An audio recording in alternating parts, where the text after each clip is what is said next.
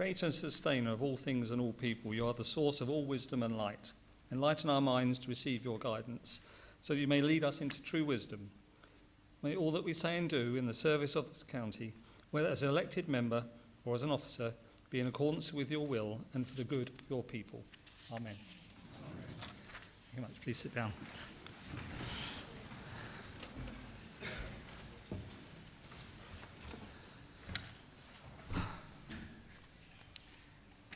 Evacuation procedure. In the event of having to evacuate the council chamber, would everyone leave by one of the two exits at the rear of the chamber?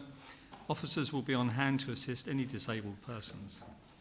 Mobile phones, may I ask that all members who have mobile phones with them to ensure that they are switched off so that they do not disturb this meeting. Agenda item number 1, to elect a chairman. Mr. Harrison, please would you like to make your nomination? Thank you, Mr. Chairman. I'm delighted to have this opportunity to speak on behalf of the Reform Group in support of the nomination of Linda Danks as Madam Chair of the County Council for the ensuing year. Linda was first elected to the County Council in 2025, representing Rothley and Mount Sorrel Division. Passionate about improving and the lives of those in her local community over the last year, she became chair and trustee of a group who successfully worked to reopen the Rothley Community Centre. Linda is also trustee to the Bradgate Park and Swithland Wood charity. During her year as chairman, Linda will have the opportunity to attend a wide variety of local events and high-profile civic occasions. I wish her every success. Thank you. Thank you, Mr. Harrison. Mr. Crook, would you second this motion? Thank you, Chair. I'm very happy to second Linda Danks' nomination as Chairman of the County Council. As with many of us in this chamber, Linda is passionate about local government and works tirelessly for the benefit of the residents of the patch and the wider community. As Chairman of the County Council, she has the opportunity to represent this council across the county, where I'm sure she will soon prove to be popular and respected as our first citizen of Leicestershire. I'm sure that Linda has much to offer the County Council's civic office, and I wish her every success in this new role. Thank you, Chair. Thank you, Mr. Crook. Mrs. Taylor, would you like to make your nomination, please? Thank you, Mr. Chairman. I am delighted to nominate Mr. Ozzy O'Shea as for the role of chairman. Ozzy has been on this council since 2013, has been exemplar in his work in the various roles that he's done, lastly as the lead member for Highways. Ozzy brings a strong commitment to public service, a clear sense of fairness and a proven ability to work collaboratively across all sides of the chamber. These are qualities that are essential in a chairman whose role is to uphold the integrity of our proceedings whilst ensuring that every member is heard and respected. Throughout his time on the council, Ozzy has demonstrated professionalism, good judgment and a calm, balanced approach, particularly valuable in managing debate and maintaining order. He understands the importance of impartiality and the responsibility that comes with representing the council at civic and community events. I am confident that Ozzy will carry out the duties of chairman with dignity, respect and dedication and will be an excellent ambassador for this authority. As you all know, Ozzy has been chair before. He's very experienced and I think he will be the best person in this difficult time that we are all going through with local government reorganisation. He will be the best person to take forward this council. So I'm very pleased to put his name forward and ask colleagues to support his nomination. Thank you. Thank you, Mrs. Taylor. Mr. Smith, would you like to second the motion? Thank you, Chair. I'm very pleased to second the nomination for Councillor O'Shea. Again, he's been on the council now for 13 years, unbroken service, a former police officer with 20 plus years of exemplary service, and obviously is a JP as well, so he's well used to sorting people out if they get a little bit unruly. But I can't think of anybody better and certainly more experienced than Ozzy to take the role from yourself. Thank you. Thank you much, Mr. Smith. Well, thank you, everyone. So Mrs. Danks and Mr. O'Shea have been duly proposed and seconded. There is one vacancy to fill, so in accordance with Standing Order 25, a secret ballot will now take place. Members will find ballot papers in front of them soon. No candidate shall be appointed unless the number of votes cast in his or her favour exceeds half the number of persons voting.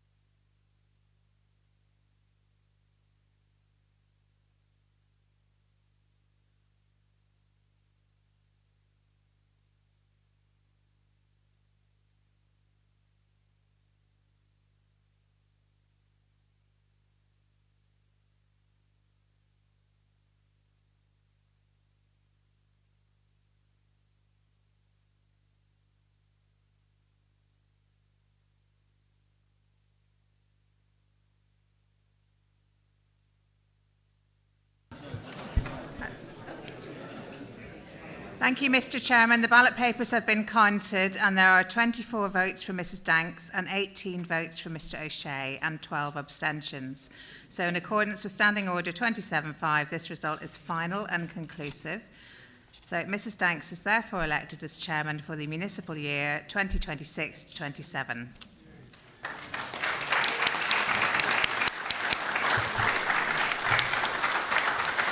Mrs Danks, please join me and the Chief Executive to make the declaration of acceptance of office.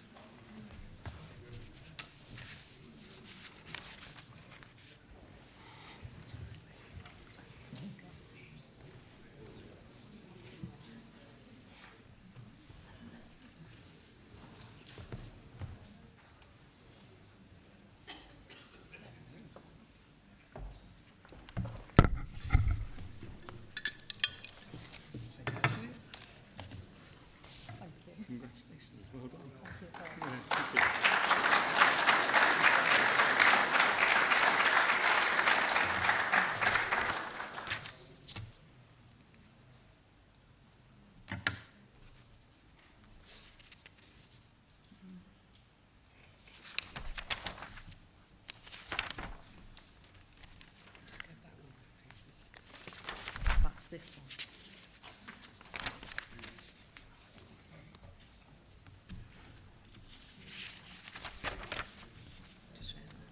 So just give them a thank you speech now.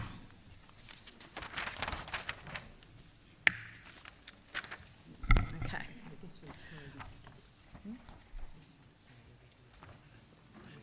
Okay.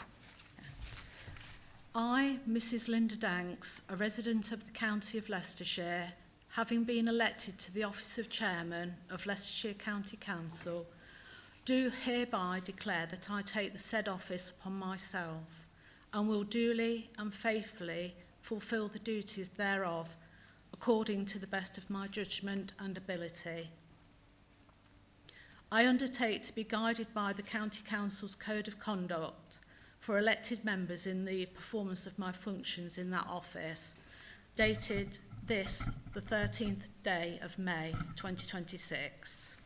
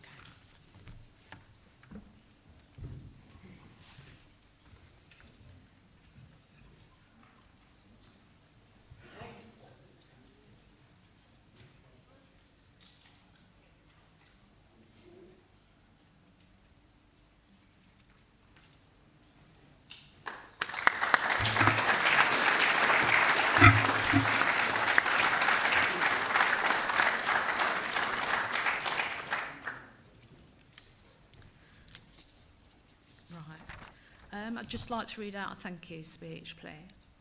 Members of the Council, distinguished guests, dear colleagues, standing here today as the 50th elected Chair of Leicestershire County Council, it is indeed a great honour. I would like to express my heartfelt thanks to Dan Harrison and my fellow councillors on all sides of the chamber for placing their trust in me. I also wish to acknowledge my predecessor, Paul Harrison, for his dedicated service. You have set the bar high. As the new chair, I see my role not only as a custodian of our civic traditions, but also as a bridge, connecting the council to the communities we represent, ensuring that every voice from every corner of Leicestershire is heard, valued and celebrated. I feel truly blessed. Thank you.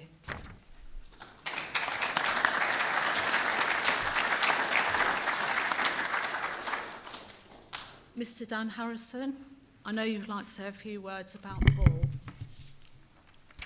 Thank you, Madam Chair. I'd like to take this opportunity to add my own personal thanks of those of the Reform Group to Paul for his time as chairman. Paul is in his year represented the council in 98 events across the county and has been an excellent ambassador for the county council. The role of chairman represents ceremonial tradition.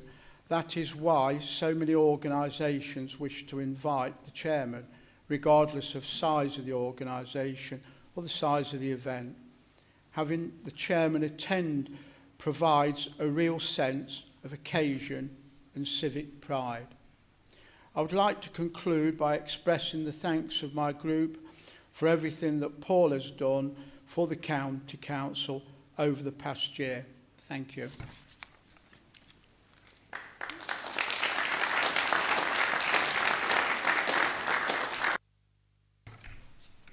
Would anybody else like to speak?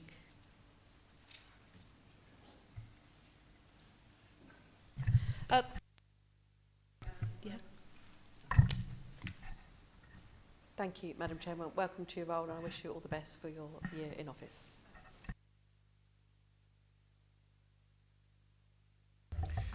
Thank you, Madam Chairman, and I welcome you to your position, and good luck for the year ahead. Hope it goes well. Just to add the thanks of our group to Mr. Harrison, to Paul for his time as chairman. I know he attended lots of events, including some in my own area in Hinckley. So thank you again, and a good luck to Chair to your next years.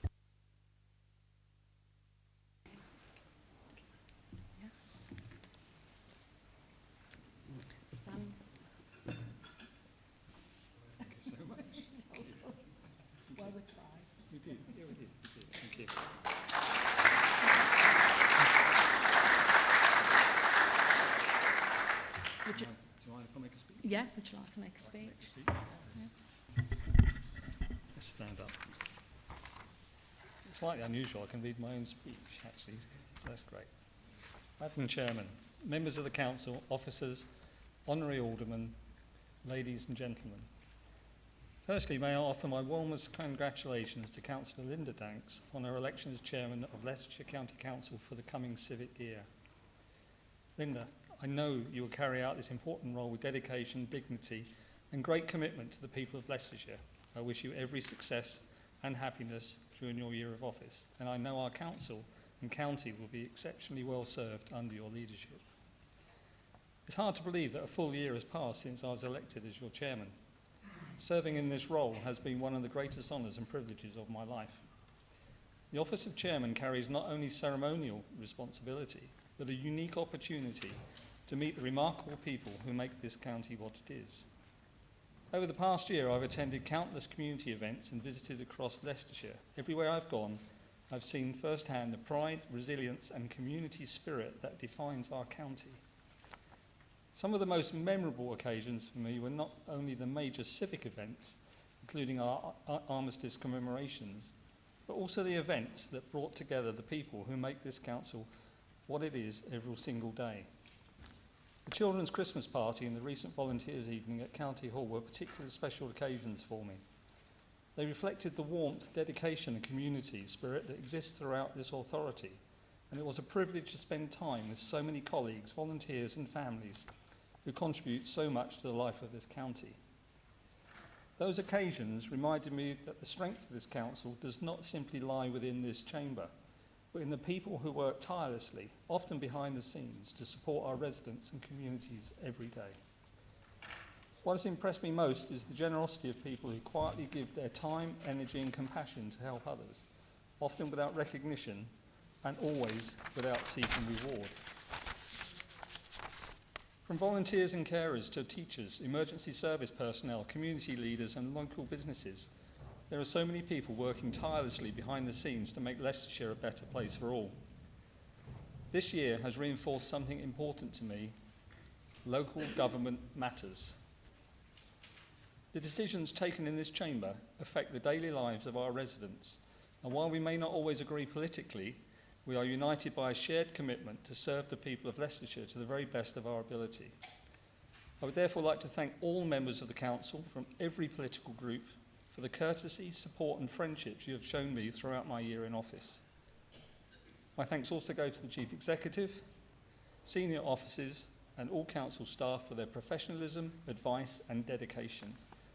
Much of the most important work carried out by this authority happens quietly behind the scenes, and I know how hard our officers work every single day on behalf of residents across this county. I'd also personally like to thank the staff who support the office of the Chairman. Your organisation, patience, especially patience, and guidance have been invaluable, and I could not have fulfilled this role without your support. Although I've not had a consort during my year in office, I would like to thank my family and friends who have accompanied me and supported me throughout the year. Your encouragement, understanding and support during what has been an incredibly busy but truly memorable year has meant a great deal to me. As my term of office comes to an end, I leave this role with wonderful memories, lasting friendships and an even greater appreciation for the people and communities that make Leicestershire such a special place. Thank you all for your support you have given me during my year as Chairman. It has been a genuine honour and a privilege to serve. Thank you.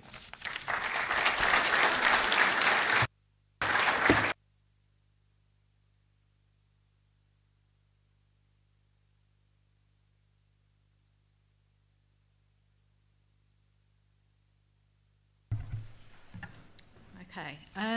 Agenda item number 2, to elect a Vice Chairman. Mr Mullaney, please will you make your nomination?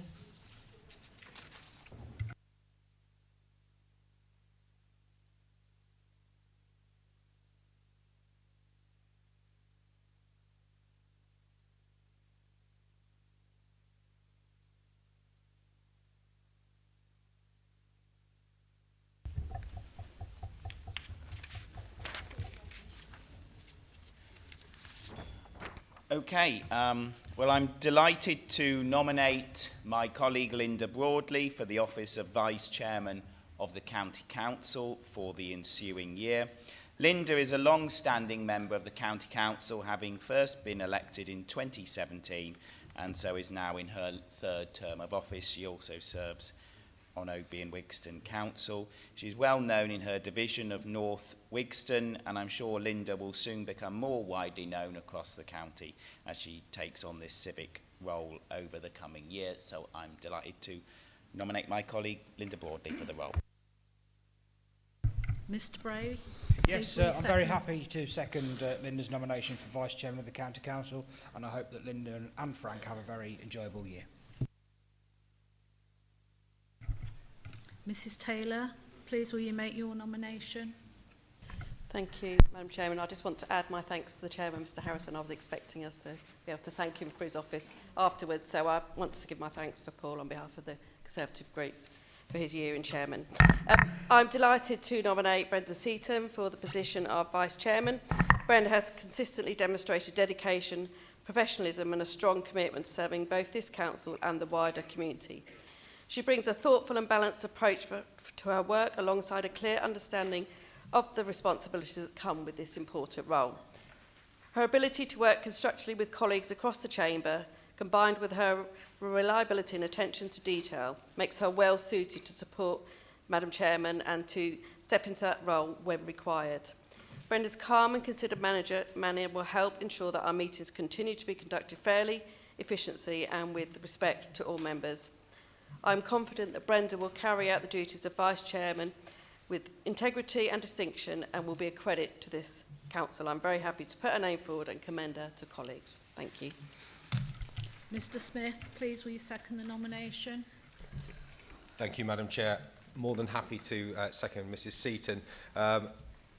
Also elected in 2013, she's clearly, which was a vintage year, same election as Ozzy as well. She's also the former mayor of Charnwood, so very experienced, a former member of the Children and Families team, where she was the cabinet support role as well. And she's also a school teacher, which in this chamber could be very, very handy. But also, more than anything, I think most people know Brenda for her stalwart work with litter picking. She literally cleans the county full of rubbish. So I have absolute pleasure in seconding the nomination. Thank you. Thank you. Mrs Broadley and Mrs Seaton have been duly proposed and seconded. There is one vacancy to fill, so in accordance with Standing Order 25, a secret ballot will now take place. Members will find ballot papers in front of them. No candidate shall be appointed unless the number of votes cast in his or her favour exceeds half the number of the persons voting.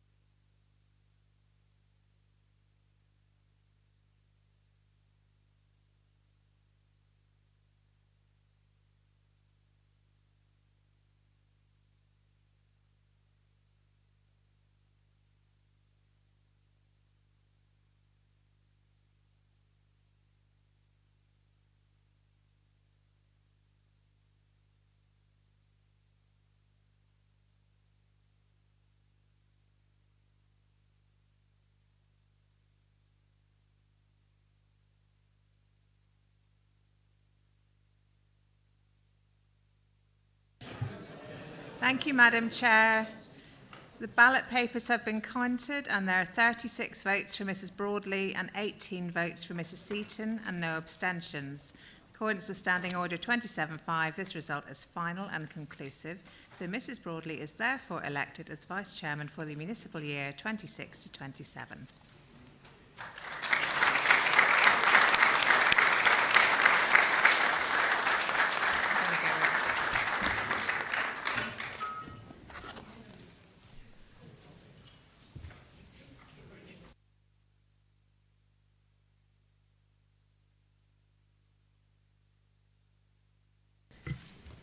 I, Mrs Linda Broadley, a resident of the county of Leicestershire, having been elected to the office of Vice Chairman of the Leicestershire County Council, do hereby declare that I will take the said office upon myself and will duly and faithfully fulfil the duties thereof according to the best of my judgment and ability. I undertake to be guided by the County Council's Code of Conduct for elected members in the performance of my functions in that office, dated this 13th day of May 2026.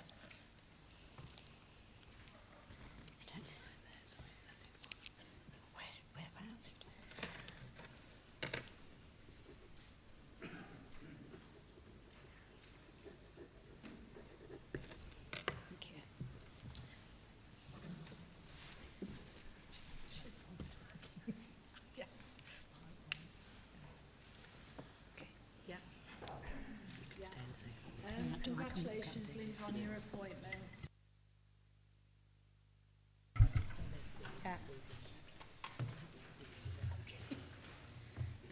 Yeah.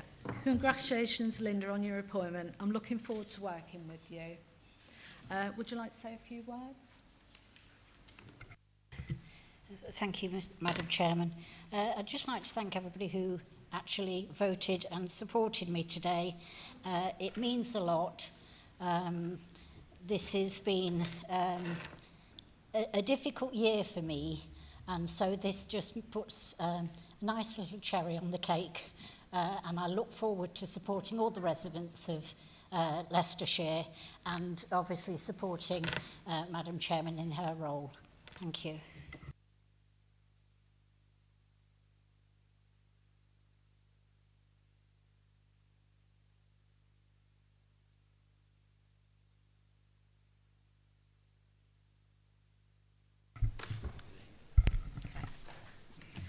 Right, agenda item number 3, Chairman's announcements. It is with great sadness that I report the passing of former members of the Council, Mr Terence Howard and Mr Jeff Welsh. Mr Terence Howard was a member of the County Council from 1981 to 1989, when he represented the Wigston Central Electoral Division, and again from 1993 to 1997, when he represented the Leicester Coleman Electoral Division. He was chairman of the County Council for the 1994 to 95 municipal year and served mainly on the Arts, Libraries and Museums Committee and the Policy and Resources Committee. Mr Jeff Welsh was a member of the County Council from 2013 to 2023. He represented the Blaby and Glenparva electoral division. Mr Welsh served as Liberal Democrat spokesman on the Children and Families Overview and Scrutiny Committee. I invite members to stand in silent tribute to the memory of Terence Howard and Jeff Welsh.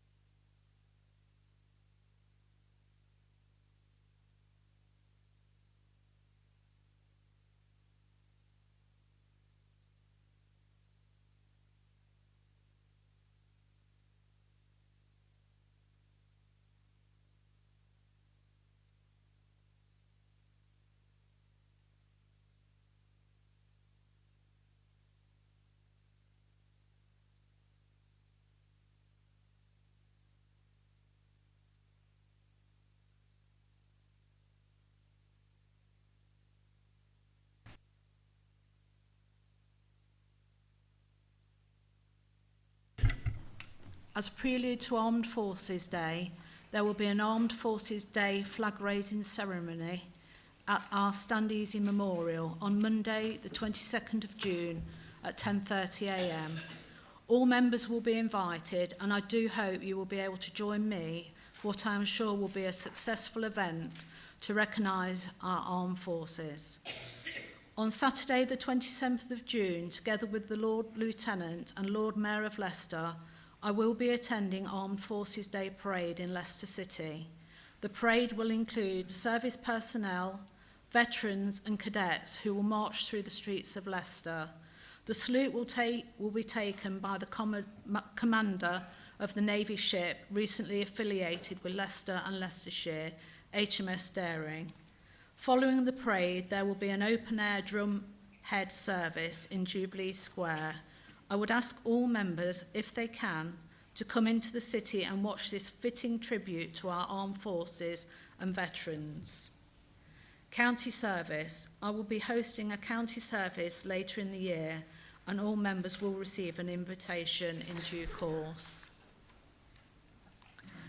I'd now like to make a public apology from Mr. Charles Whitford, CC. I have been asked by the member conduct panel to read out the following apology from Mr. Whitford, County Councillor for Markfield, Desford and Thornton.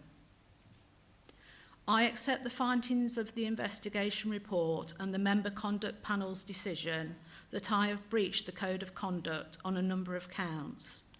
I accept that my behaviour fell well short of the behaviour that the council expects of its members. I want to apologise to any members of the community and to anyone who was hurt or offended by my comments and behaviour. I recognise that words matter, and I am truly sorry for the distress that my remarks have caused. That was never my intention. I will ensure that all future communications reflect the responsibility of the office I hold. I care deeply about serving everyone in our area, and I will do the work needed to rebuild trust.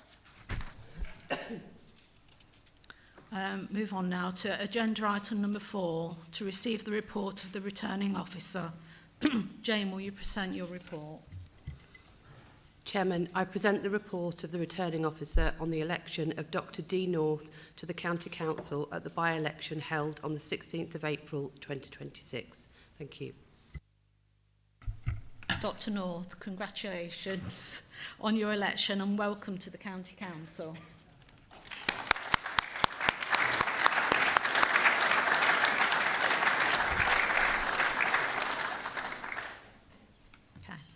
Agenda item number 5, minutes. I move that the minutes of the meeting of the Council held on the 18th of February 2026, copies of which have been circulated to members, be taken as read, confirmed and signed. Mrs Broadley, will you second? Thank you.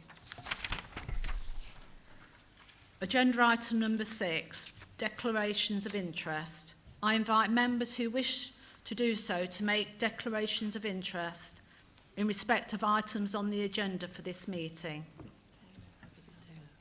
Yes, Mr Taylor. Thank you, Madam Chairman. I'll declare an interest in item 10A, motion 1, as that's a discussion about a position I currently hold. Thank you.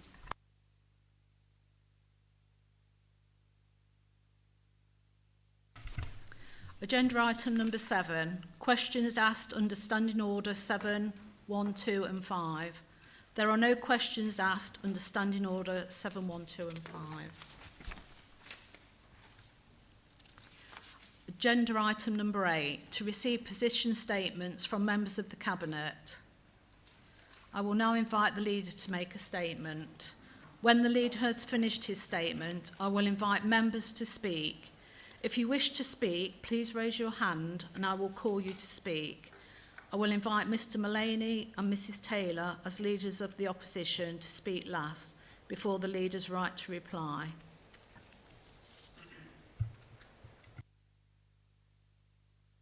Thank you, Madam Chair. The review of the 2025-26 municipal year. Madam Chair, my congratulations upon your election as chairman of this county council for the forthcoming civic year. The standard of achievements in the past year was the delivery of a balanced budget, sustainable budget for the people of Leicestershire, with a 2.99% precept. 2026-27 below inflation on the lowest rise for over a decade. The first time in 10 years council tax was not set at the maximum allowed. We're also forecasting an underspend for the 2025-26 financial year, achieved without dipping into reserves. We undertook a root and branch efficiency review, identifying 27 million of savings with a potential to reach 60 million in the longer term. The work now moves into delivery through the Better Leicestershire programme, making every pound work harder, protecting services and delivering reoccurring savings year on year. Alongside this, we've delivered visible progress, over 100,000 potholes repaired, clearing just over 80,000 drains, gullies, to reduce the flood risk, and the completion of the Melton Mowbray Distributor Road, the largest infrastructure scheme this council has ever delivered. We are re-focused environmental action on what matters most to residents, flood and resilience, while maintaining ambition to plant 1 million trees. Priorities for 26 and 27 next year will remain financial stability, delivering a Better Leicestershire programme, continue to protect frontline services. We will take forward local government reorganisation with confidence. We believe our proposal is the strongest submitted. We await the government's decision, expected in the summer. Whatever the outcome, we will act responsible, constructively, in the best interest of Leicestershire. We will deliver a rural estate strategy to continue investments in nature recovery and flooding resilience, build on the success of the Fox Connect, supporting local bus services, and progress a major infrastructure project, including the A511 growth corridor and the new Zeus Bridge. Additional investments, an additional 30 million for adult social care. This will meet the rising demand and support independence while investing following the CQC inspection is already cutting waiting times. Children and family services will receive significant additional funding for send, transport, children, social care and schools. Pressure remains, but we are putting in place reforms and investment needs to meet them. Road improvements. We are finally committing 270 million through the capital programme to highways and transport. This includes clear shift towards preventative maintenance, fixing roads properly, not just repeatedly patching them alongside. Continued investment in safety flooding activity and our frontline fleet. Foster care fortnight. I'm proud to join the national celebration of Foster Care Fortnight 2026, running from the 11th to the 24th of May. The fortnight is an opportunity to recognise the commitment and the compassion and resilience of foster carers across our communities. They provide safe, stable, nurturing homes for some of the most vulnerable children and young people, often in challenging circumstances. On behalf of our organisation, I extend our sincere thanks to all foster carers. Your dedication and support make a lasting difference, offering hope, security and opportunity where it's needed most. I would also like to acknowledge the wider network of families, professionals and services who support the fostering together. We remain committed to ensuring every child has care, stability they deserve. Thank you for all you do this week and next week and every day. Thank you. Does anybody else wish to speak before the opposition leaders?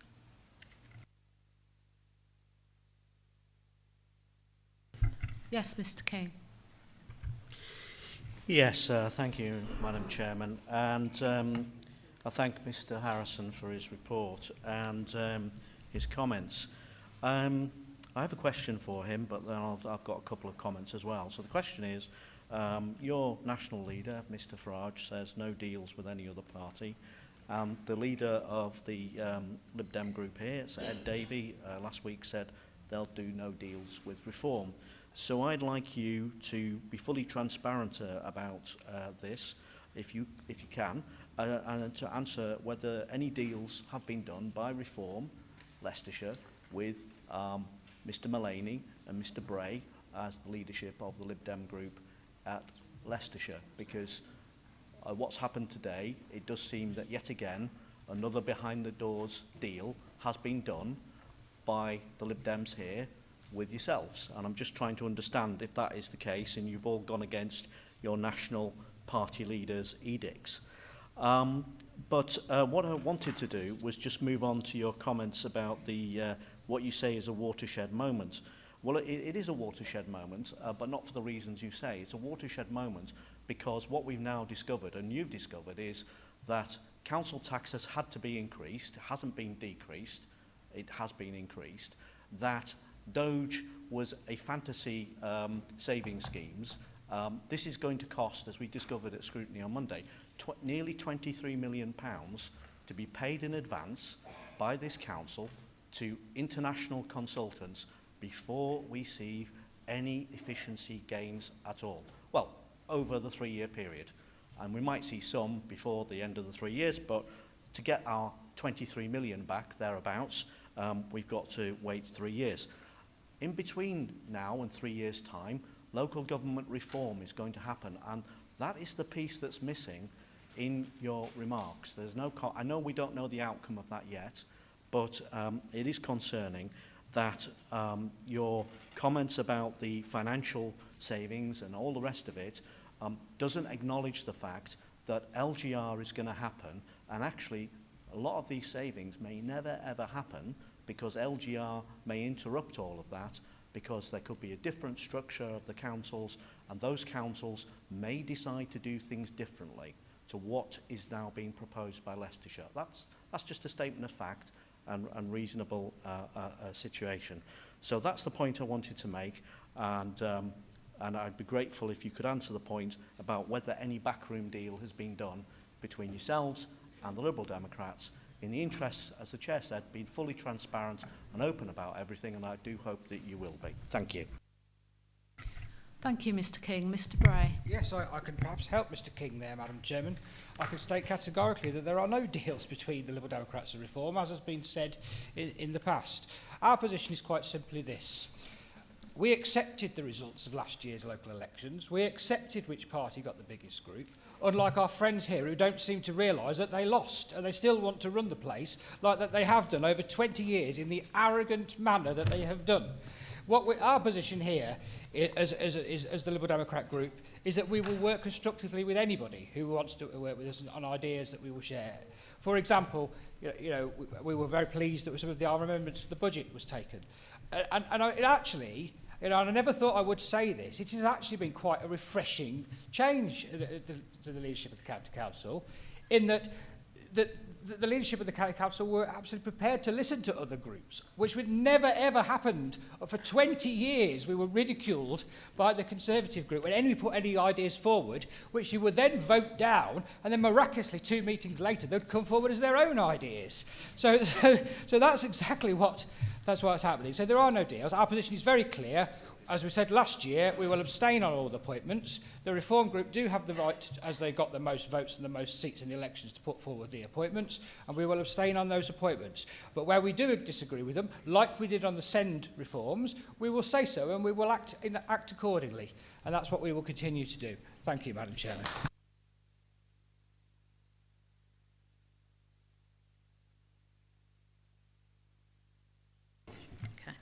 I will now allow the opposition group leaders to speak and won't be taking any more speakers. Mr Mullaney. Thank you, Madam Chairman, and thank you to the leader for his statement. I mean, obviously, there's a difficult financial situation at the County Council.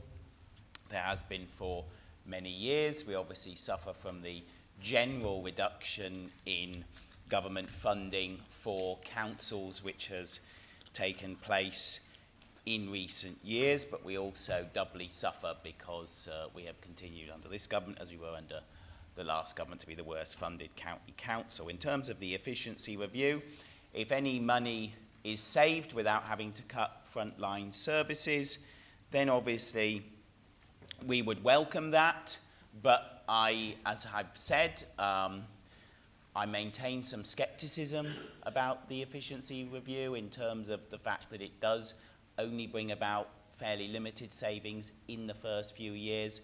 It does project large-scale savings in the long run, or in the medium-long run, but in the medium-long run, this authority doesn't exist. And obviously, it's a challenge, therefore, for there to be any accountability as to whether the savings are met in 3 or 4 years' time that are predicted, because we're not going to be here because of the local government reform. And we're not, obviously we've said all along that we are not supportive of the local government reform, but unfortunately the government is forcing it through. But who knows, if there's a change at the top, maybe it might even be stopped at this late stage by the government. We would at least welcome that U-turn.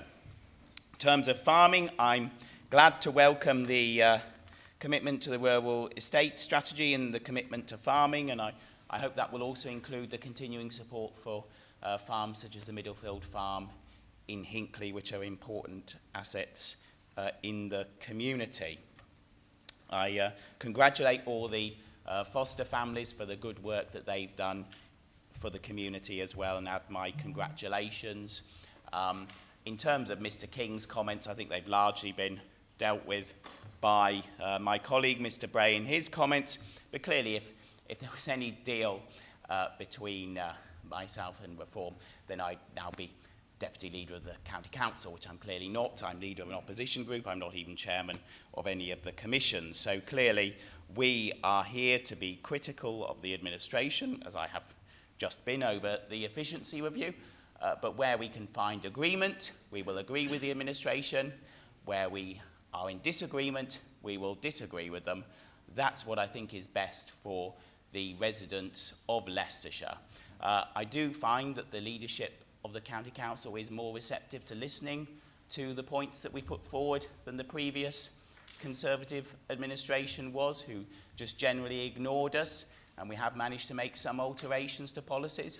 If we can make changes to policies that improve the lives of our constituents in the areas we represent, then we will do that. And if we can work with the administration to bring about changes that are beneficial to the community, such as getting the nurseries saved, then we will do that. But obviously where we disagree with the administration, we will continue to disagree with it. Thank you. Thank you, Mr Mullaney. Mrs Taylor. Thank you, Madam Chairman. I thank the leader for his position statement. While the progress outlined is welcome in several areas, it is important to look carefully at the broader picture and the context behind these claims. Firstly, although 2.99% council tax increase is below inflation and lower than previous years, residents are still experiencing significant financial pressures. A lower increase does not necessarily translate into improved value for money, particularly if service pressures remain or increase elsewhere. Many households will judge success not by the percentage rise alone, but by the quality and accessibility of local services. The reported underspend and the avoidance of using reserves may appear prudent, but it also raises question about whether allocated funding has been fully utilised to address pressing need. At a time when demand for services such as social care and high waste maintenance remain high, some residents may reasonably ask whether resources could have been deployed more effectively. The efficiency review and projected savings ranging from 27 million to a potential 60 million are ambitious. However, such figures rely on assumptions that may be difficult to realise in practice. Delivering large-scale savings without impacting frontline services is challenging. and there is a risk that the cumulative effect of efficiency measures may still be felt by residents over time, whether through reduced service levels or increased thresholds for support. The proposed Better Leicestershire programme sets out positive intentions around prevention and independence, particularly in social care. Nevertheless, expanding services which also deliver substantial financial savings presents a delicate balance. It will be important to ensure that these ambitions are fully funded and deliverable, rather than creating additional strain on already stretched staff and systems. On infrastructure, the scale of pothole repairs and gully clearance is notable, but these figures should be considered alongside the overall condition of the road network. Residents' day-to-day experience often reflects persistent issues despite repair stats, suggesting that longer-term investment in road quality may still be needed. Similarly, the completion of the Melton-Mowbray Distributor Road is a significant milestone. I was delighted to break the ground for this piece of infrastructure for Leicestershire, and I hope it brings some relief to the residents of Melton-Mowbray. And finally, while environment commitments such as flood-resistant work and tree planting ambitions are positive, these need to be matched with clear delivery plans, measurable outcomes and transparency on progress to ensure they move beyond aspiration into tangible results. Looking forward to the priorities the leaders outlined for 26-27, we welcome the clarity provided in setting out priorities for the coming year and recognise the importance of planning for both financial stability and service delivery. However, it is essential these ambitions are considered alongside the practical challenges and the risk involved. Maintaining financial stability while protecting essential services is, of course, a shared objective. However, this balance has become increasingly difficult in practice. Continued finance resistance, combined with rising demand, particularly in social care in adults and children, means there is a real risk that protection of services may not be felt at the front line. Greater transparency will be needed to demonstrate how service quality will be maintained in real terms. The implementation of the Better Leicestershire programme is presented as a key mechanism for improvement. While its aims are positive, the scale of change it proposes should not be underestimated. Delivering transformation at this pace carries inherent risks, including disruption to services and pressure on staff. It will be important to ensure that implementation is realistic, properly resourced, and subject to ongoing scrutiny. On local government reorganisation, we can acknowledge the significance of this progress and the constructive work taking place between authorities. The focus should remain on ensuring that any new structure generally improves accountability, service delivery and value for residents rather than simply achieving structural change. The Rural Estate Strategy reflects a welcome commitment to supporting the farming community and preserving rural heritage. That said, achieving financial sustainability by also protecting tenants' interests may prove challenging, particularly in an uncertain economic climate for agriculture. Continued engagements with tenants will be crucial to ensure the strategy works in practice. The environmental commitments, including the tree planting, biodiversity protection and flood resistance, are encouraging. However, these priorities must be backed by clear milestones, measurable outcomes and sufficient funding. Residents will expect to see tangible process rather than long-term aspirations. Investment in the transport and connectivity, including the expansion of the FOSS Connect and the infrastructure projects such as the A511 corridor and the Zeus Bridge, is important for economic growth and community access. While all these priorities are individually positive, there is a broader question about deliverability. Each represents a significant programme of work, and collectively they place considerable demand on council capacity, finance and workforce. It will be essential to ensure that ambition is matched with realism. On the foster care fortnight, this is something close to my heart, and I've seen this firsthand, the impact foster carers have on our young people. We have an excellent team recruiting foster carers and an excellent support team for carers looking after Leicestershire children. We are a fostering friendly employer, and that's something I'm very proud that I brought to this local authority that helps us support employees who want to be foster carers. So I look forward to celebrating that week. Thank you, Madam Chairman. Thank you, Mrs Taylor. I now invite the leader to respond to the comments that have been made. Thank you, Madam Chairman. Regarding our relationship with the Real Liberals, I find it pleasant, happy. We are a minority, so to be able to control and do things, if we approach people in a proper professional manner and an honest, sincere manner, the things can work. It's as simple as that. There's no written deals, there's no guarantees of everything. We work together on occasionally what we can do, but if I am too far there, they're very firm and very hard and very realistic. So it is a good relationship. It keeps one's on one's toes, because simply as a minority, we are not able to command the control of the council chamber. So it's obvious, it's just, if people think they're more attractive to that proposal, well then they'll work with it. Now let me go to address some of the comments about, and we had 4 hours of this last week, which was quite incredible. We had members sitting opposite talking and saying things that I would never comment here publicly and openly. We've designed a programme. Officers are doing this. You were welcomed by the directors of departments explaining what they're doing. You were told that there's 44 million got into the MTF from savings from these officers. They've done the work. When I arrived, I wanted an efficiency review, and I asked them to go forward and to start that action. And that was under the previous chief executive, and so they did. They accepted the challenge and they got on with it, and it's going really, really well. What people don't understand is it does take time to fire up, and they're talking about, well, how are we going to do this and how we're doing that. We're already doing it. We've been doing it after a few months of my arrival.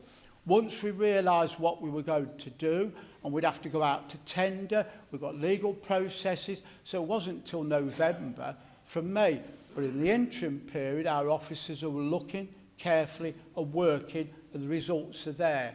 Now, if people want to argue, well, they'd have to argue against a senior officer, the 151 officer, who illustrated this and spoke to us all in scrutiny, and he had the whole advice, the whole package was there, and he is the senior financial officer. So if you think that's wrong or his figures are wrong, well, I'm sure he'd love you to come and chat with him and he could explain how. This isn't a make-up, this is real, and it's happening, and we've been able to do certain things through it. And I think those who reject it will suddenly wake up one day, not happy, I don't suppose, but realising this is a reality. It's happening. It's a brand new way of working. How we're going to achieve it and how we're going to be able to do things. I haven't got the exact figures, but lots of you are saying, well, we saved 200 million or 250 million cuts. Yeah, but a lot of those were governments, but I haven't got the exact figures. I will, because you often challenge me over that. So it's going to be important to look at that as we go forward. The whole ethos of this is about understanding how efficiency works. I first understood it, and obviously the opposition said, well, we've been doing all that, we're doing it on scale at a different level and putting all that energy and resource into it, because it's important. So if you have somebody who's probably not good on their feet, probably needs a bit of support or help at home, but they want to stay there, it's their home. So we send somebody in 3 times a week for 2 hours. That might cost us £600. If they're going to care, it's £1,500 a week, possibly minimum, and those rates are going up. So the only way we can slow the surge coming is get up, go upstream, identify, support, but really support. Not just do the bits that may have happened in the past. This is a real scale operation to do this, and these are going to deliver massive benefits to this authority. And it will all help with efficiency and building up that role. We are very confident that if LGR goes the way we hope it to go, with the efficiencies we are already developing here, our estimate of efficiencies of one combined authority is 40 million. We've suggested and told you in the Scrutiny Commission our target of savings is 102 million savings. Now remember, I've been told many times they've skinned it to the bone. Well, where did the officers bring all those savings from? Where did they come from? They're there on paper. They're not my numbers. I've not wrote this up. Declan Keegan is in team are in charge of that. So if we're able to work all these systems through and we're successful, it will be around the 100 million savings. Our figures say that we would save 40 million if we have LGR. That's our estimated savings that we've now predicted. So what I'm trying to say to you, my whole project and attitude, and that of all of Reform Group members, is we want stability. We don't want to go from one crisis to another and we stop and we start and we do this and we panic and we cut. Now, I have unique experience because I was once there. I suggested cuts. They didn't want to know. I even challenged the leader trying to create a platform. Stood there, I never spoke about leadership. I spoke about how we could save money. It's an example of... Oh, yeah, sorry. Oh, sorry, I apologise. I didn't mean that deliberately. It's just a line of vision. So I know, and I predicted, that it could be very, very successful if we were to follow it through. Now, from my ideas to now much more refined idea by international experts coming in and predicting how we can do this and how the savings can be made. So at the end of the day, I would say to you, I have every confidence in what we're doing, in all of the officers of this council. I'm grateful for the work they do, and I'm grateful for how we're energising it together. This isn't me saying you've got to do it. This is me bringing forward plans, bringing in people of competence who've worked all around the world in efficiency, and not just in council, in airways and ministries, all sorts they do. So they're not new to efficiency, but they are really, really good and providing us with the initiatives and the potential savings to go forward. So, Madam Chairman, I rebut any thoughts that it's not going to work and we're not wasting our time. There's mischievous thoughts about how we're endangering the taxpayers' money, nothing like that. And I can assure people the payment scheme will be in appropriate measure to the savings as we go along. Nobody writes a cheque and says, here you go. Remember, this is me and this is reform. We don't do that. So the allegations that we're sticking a lump of money in somebody's pocket is falsehood and wrong. Nobody would. How could we do that and jeopardise the taxpayers' money? If we get the savings, they get the amount appropriate. More savings, they get appropriate payment. This is not, thank you very much, and cheerio, and we've got a big cheque in our pocket. I've said it before, I can only just re-illustrate, Madam Chair, that that's fact, that's been stated, and it's falsehood to keep grinding away and suggesting something else. I would only say it's misleading. Thank you, Madam Chairman. Thank you. Thank you, Mr Harrison. Now to consider reports of the Cabinet, Scrutiny Commission, Scrutiny Committees and other bodies. Agenda item number 9, report of the Cabinet. A, the Youth Justice Plan. I will call Mr Pugsley to move the motion on the order paper. Thank you, Madam Chairman. I rise today to propose the Youth Justice Plan for 2026 to 2027. And I do so with great pride in what this partnership has built and what we are setting out to deliver in the year ahead. This plan is the result of serious, practical work by a strong group of partners. They have all come together with one shared purpose. That's to protect victims, to keep our communities safe, and to give the children in our justice system the structure and the opportunity they need to turn their lives around. Madam Chairman, let me be clear about something from the outset. This plan does not make excuses for offending. It does not shy away from accountability. What it does is something far more powerful. It puts victims at the heart of the service, it strengthens our partnership response, and it sets out a hard-headed approach to preventing the next generation of offenders. The numbers tell a positive story. Leicestershire consistently performs above the national average in the three main indicators. We have fewer first-time entrants, lower reoffending rates, and fewer custodial sentences than the national picture. That is a credit to the partnership and to the hard work of frontline staff. But behind every one of those numbers is a child, a family, and quite often a victim.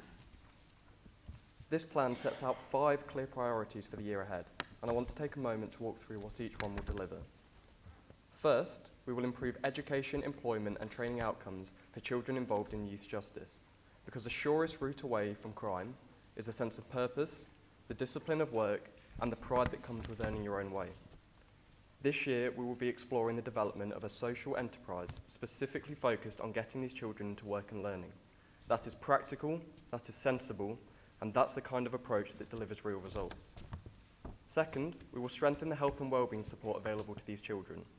We will introduce social prescribing model, and we will ensure that those on diversion programs have the same access to health services as those who reach police custody.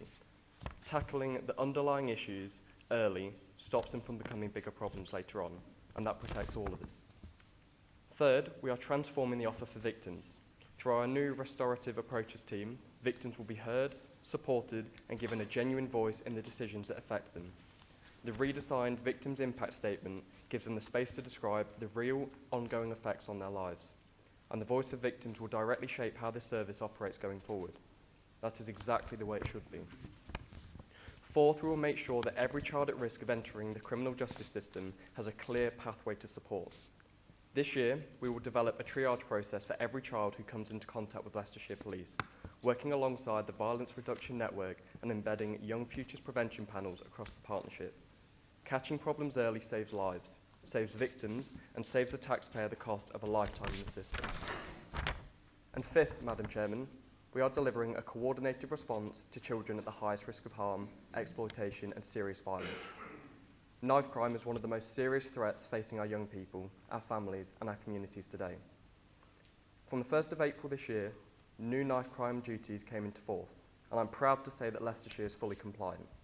We will continue to take this challenge head-on with a relentless focus on prevention, early identification, and clear consequences. Madam Chairman, before I close, I want to share something with this chamber. When writing this speech, I read some of the feedback from children and families who have been through our service. One child said, "I needed help, and help was there, and I was supported through it all." Another said, "It's helped me think about my actions." A parent wrote that their child's worker had helped guide their daughter back onto the right path. That's what this work delivers. A young person taking responsibility, a family put back together, a victim spared, a community made safer. This is a strong, ambitious, and evidence-based plan. It puts victims first, it holds children to account while giving them a way forward, and it keeps our communities safer. I'm proud to bring it to this chamber. Madam Chairman, I commend this plan to the Council.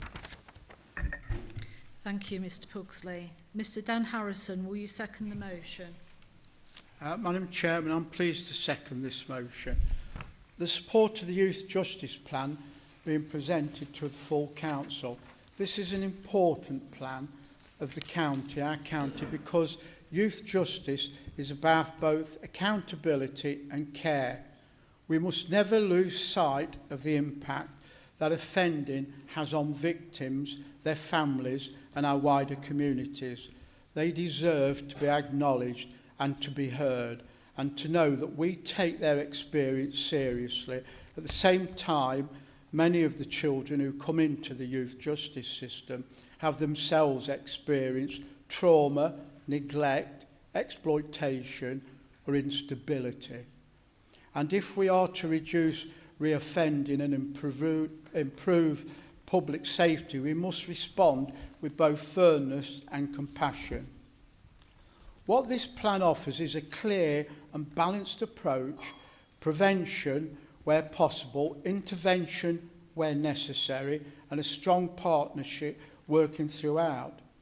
It recognises that early help, education, restorative practice support for families and a timely health and well-being service all have a vital role to play in helping children make better choices and build safer, more positive futures. It also gives us confidence that this work will continue to be led with seriousness, transparency and strong partnership.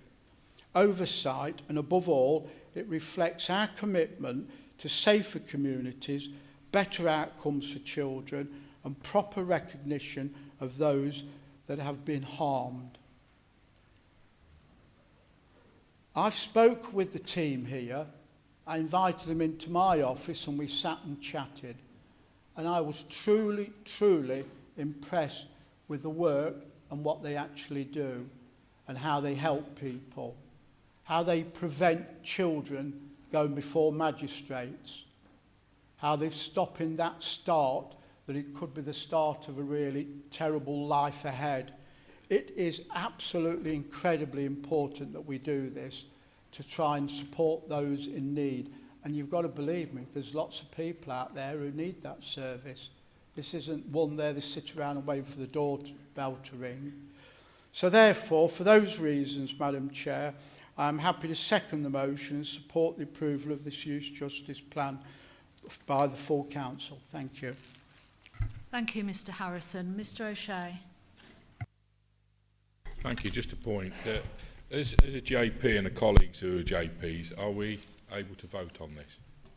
Thank you, because I do support the leader and I do support the programme. As I say, as a retired police officer, I'd like to see, you know, children help before they get through the criminal system. It's most important that we do help our children and help our youth to move forward and not get into the system. So thank you, Madam Chair.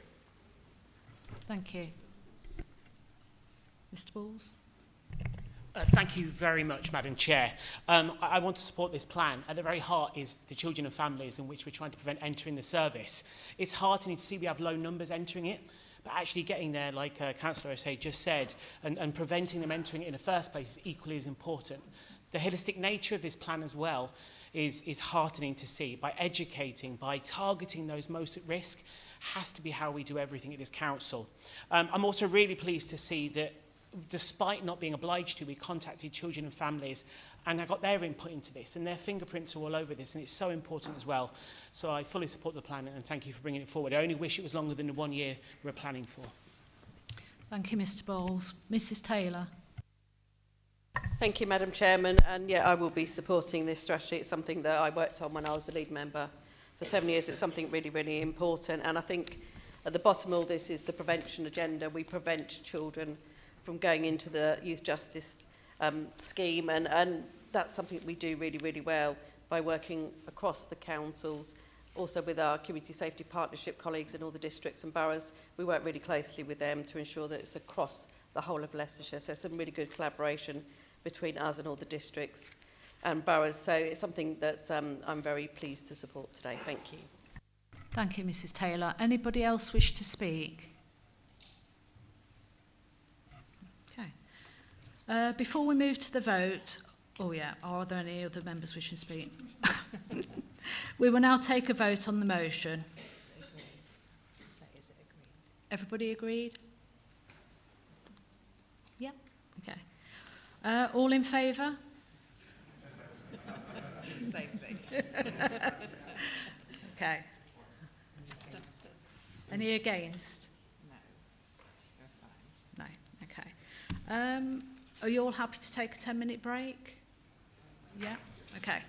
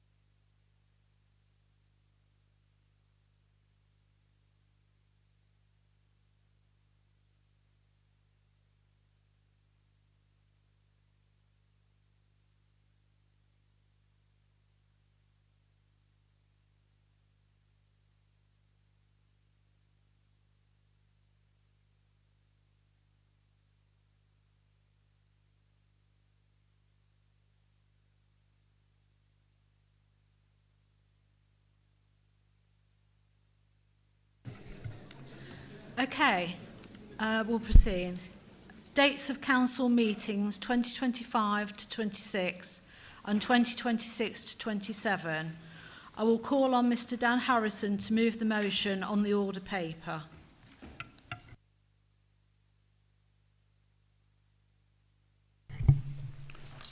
Madam Chair, thank you. I move the motion on the order paper. Thank you. Thank you, Mr Harrison. Mr Crook, will you second the motion? Thank you, Madam Chair. Yeah, I'm happy to second it. Thank you. Any members wishing to speak? Yeah. Mr Mullaney.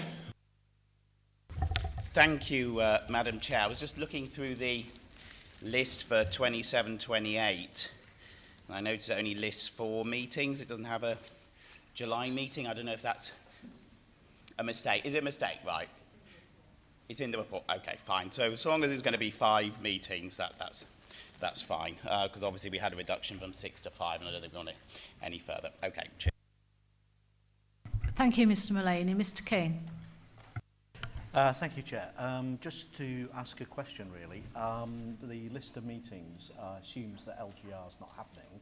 Will this list of meetings then have to be updated once we know the outcome of the LGR and once we know when the shadow elections are going to be for the new authority, and therefore some of these meeting dates are not going to be for Leicestershire County Council, they're potentially going to be not required. I'm just trying to understand when that would be done, and just picking up Mr Mullaney's point, if there isn't is there a July meeting, and if there isn't a July meeting, how would these dates be changed? Because they'd have to come presumably back to another council meeting. Just if the officers go, someone can explain that. Thank you. Chair, through you, so the July meeting is on the 7th of July 2027. It's in the report but not on the order paper, so just so you know that's in there. And in terms of LGR, possibly is the answer, and we'll know more in due course, but we'll put these dates in the diary for now, and we can always adjust them near the time when we know more.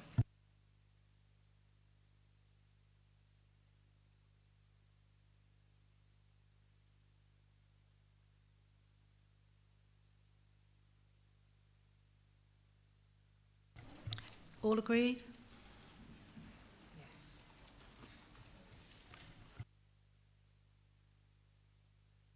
Yes. Any against? No. No.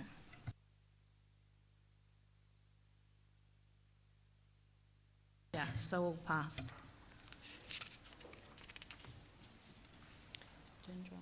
Read it. Yes. Yeah. Okay. And right, now we'll move on to agenda item number 10. Report of the Constitution Committee, pages 73 to 136. Principal speakers, Chairman Mr D Harrison, Conservative spokesman... Just gone to the red. Okay. We will take the vote on this item in 2 parts. I will ask Mr Dan Harrison to move the motions on the order paper. Thank you, Madam Chair. I move both motions on the order paper. I am satisfied with the governance process that is being followed. Both motions have already been discussed by the Constitution Committee and approved for consideration today. Thank you. Yeah. Mrs Taylor, I understand that you will second motion 1 only. Thank you, Madam Chairman. I'm happy to second motion 1. Mr Mullaney, will you second motion 2? Yes, Madam Chair.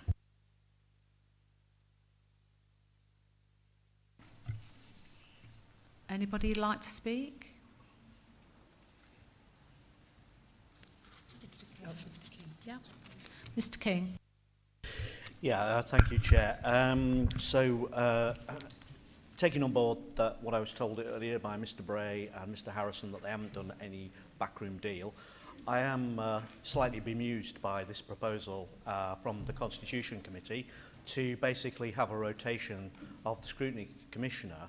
And the reason I raise that is that in councils all across the country, it's fairly common practice that the main opposition party takes the, where there is a Scrutiny Commissioner, takes the role of the Scrutiny Commissioner.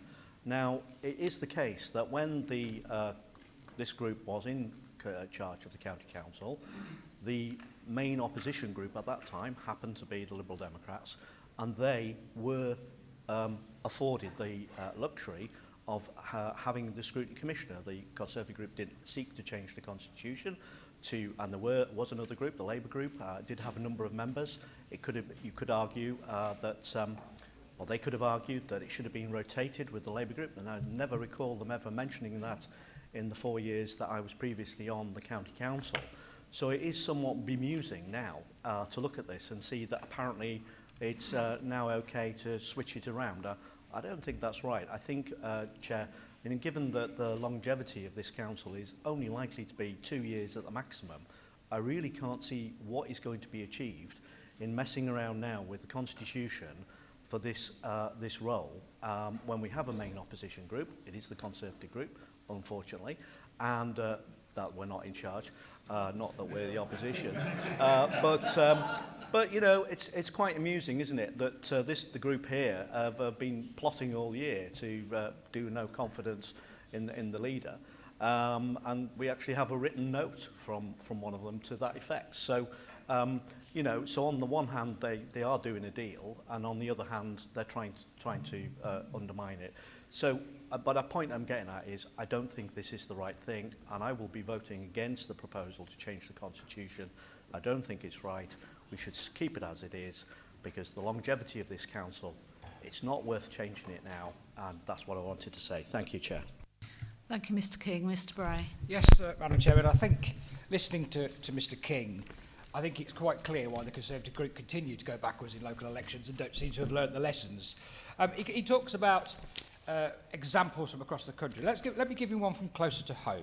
Let's talk about Hinckley and Bosworth, shall we? When the Constitution was set up under the new leader cabinet system with scrutiny and opposition, which was a Lib-Lab coalition at the time, the Constitution was quite clearly said that the chairman of scrutiny should be the leader of the main opposition group. Well, of course, the Conservatives won in 2003.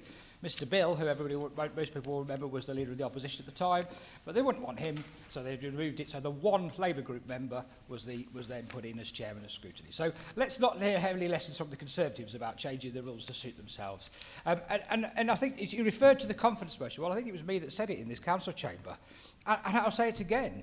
We are here to represent our values and our constituents, and we will put those forward. And if on fundamental things, on this case it was on local government reform, and potentially on SEND and other issues, if we believe that our values are not going forward, and that the only way to achieve that would be to remove the reform administration, we would have absolutely no problem in doing that. But we would do it in a fair and honest way, and we would do it based on discussion and based on sensible argument. We wouldn't try and rule the council like you ran it. And there's a phrase, isn't there? What is the phrase? Be careful about how you treat people on the way up, because you might meet them on the way down. And it is a phrase that this group would learn to do well to learn.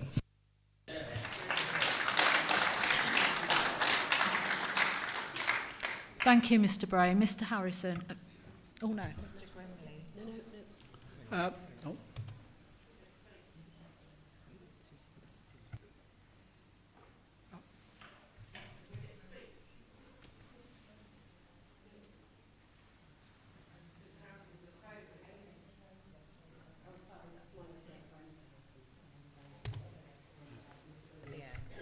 Okay, Mr Grimley.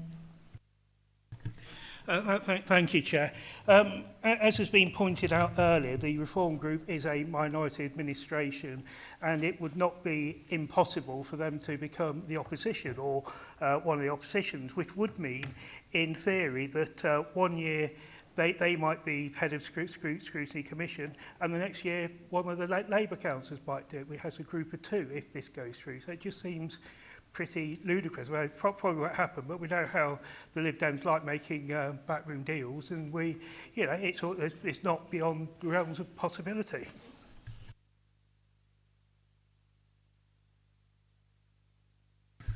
Any other speakers? Mr Crook. Thank you, Madam Chair.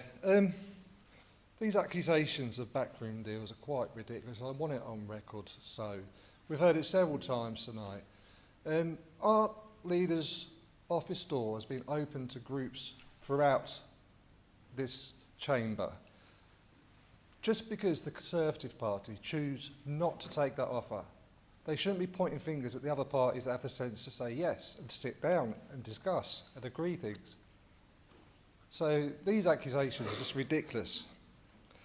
And it also seems to be that Mr. King is a little bit obsessed with this LGR. Judging by some of the things he said, he'd have us sit on our hands and do nothing and just wait for LGR to come along. That's not what we're willing to do. We've got a council to run and we've got to carry on running it as we should be doing. And with regards to what's on the actual agenda, motion 2, I fully support it. Whilst we've got a minority administration, the Scrutiny Commission can be utilised for political reasons, and I've seen signs of it happening myself. So this change will enable us to get a fair and balanced opposition. Thank you, Chair. Thank you, Mr. Crook. Yeah, Mrs. Taylor. Thank you, Madam Chairman. I'm just going to speak on the proposal for the alteration of the Article 6.05, the rotation of the Chair of the Scrutiny Commission. So since the introduction of local government overview and scrutiny in the early 2000s, the Council has operated on a clear and well understood principle. The Scrutiny Commission is chaired by the main opposition party. That principle has provided long-term stability, genuine independence and public confidence in our scrutiny arrangements, regardless of which political group has been in administration. For the previous 8 years, the Liberal Democrats have been the main opposition on the Council. During that entire period, not once did the Liberal Democrat leadership argue that the chairmanship of scrutiny should be rotated. And I will say they chaired the Commission very well. At no point was it suggested that the existing arrangement was unfair, unbalanced or in deficit. We're now being asked to change that position, yet no clear reason has been put forward for doing so, probably apart from what I've just heard from Mr. Crook, is that they don't like scrutiny. The leader has failed to explain what problem this proposal is intended to solve, what deficiency currently exists, or why a system which has operated effectively for over 2 decades should suddenly be altered. The proposal to rotate the chair of the Scrutiny Commission annually between opposition group leaders with an automatic deputy arrangement is not a minor or technical amendment. It represents a significant departure from established constitutional practice and risks weakening scrutiny by turning a governance role based on principle into a one subject to annual negotiation. Scrutiny works best when it's clearly independent of the administration and clearly led by the largest and most representative opposition group. Rotating the chair blurs that clarity and introduces political uncertainty where none previously existed. Constitutional change should be driven by necessity, evidence, and demonstrate democratic benefit. Both the Local Government Association and the Centre for Governance and Scrutiny consistently identify opposition-led scrutiny as best practice. The key test is the independence from the executive, not rotation between opposition groups. Where long-standing arrangements have delivered stable, effective and independent scrutiny, they should be retained. Change for its own sake is not good governance. Any proposal to alter scrutiny leadership must therefore demonstrate a clear problem and a clear benefit. Neither has been evidenced here, nor have any local circumstances been identified that justify removing the main opposition group from the chair of scrutiny. For these reasons, the absence of a compelling rationale, the break with over 20 years of precedence and the risk of weakening effective scrutiny, I cannot support the change, and I would urge members to reject it. This was brought to the Constitution Committee for discussion, and now this recommendation from that Constitution Committee is put before Council. I thought it would be good to remind everyone in the chamber who actually sits on that Constitution Committee. It's the leader, Mr. Harrison, the leader of the Liberal Democrats, Mr. Mullaney, and myself. So 3 members. Both Mr. Harrison and Mr. Mullaney both voted for the recommendation, and I voted against it. I think I will leave you to draw your own conclusions on the result of that vote. Thank you, Madam Chairman. Thank you, Mrs. Taylor. Mr. Mullaney, would you like the right of reply for motion 2? Just to say that obviously we have a changed situation here after many years of one-party rule. There's no overall control. It is quite a close split between different opposition parties, so I think it's a reasonable change as it is. According to what's being put forward today, Mrs Taylor is staying as chair of the Scrutiny Commission, so I think it's a bit of fuss about not much really. Thank you, Mr Mullaney. Mr Harrison. I did say as I started to speak that with the governance process been discussed by both motions have been discussed by the Constitution Committee, approved for our consideration. Now, when we were looking at the Leaders Committee, and I'm not saying it to be horrible, but obviously we're being looked upon this is something bad. The leader of the Conservative group did object, and she wanted a declaration, and it went on, and then Fiona said, do you mean loss of income? She said yes. Point of order, I did not say that in the Constitution Committee, so it's on record, the meeting's live, so I suggest the leader remove that. It was nothing about any income, and apologise to me, thank you. Do I have to apologise? Yeah. Yeah, okay. Well, I do apologise then for that breach, sincerely. Yeah, I am sorry. Yeah, am I? Are we okay to go? Yeah, okay, thank you.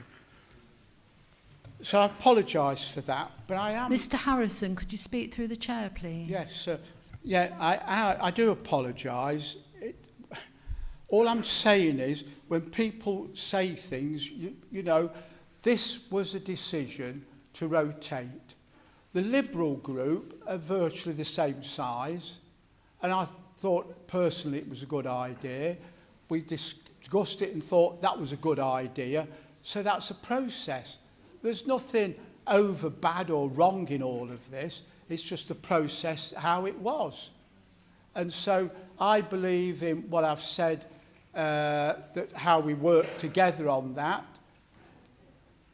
I'm still all right. Okay. So, yeah. So all it was that I thought it would be good.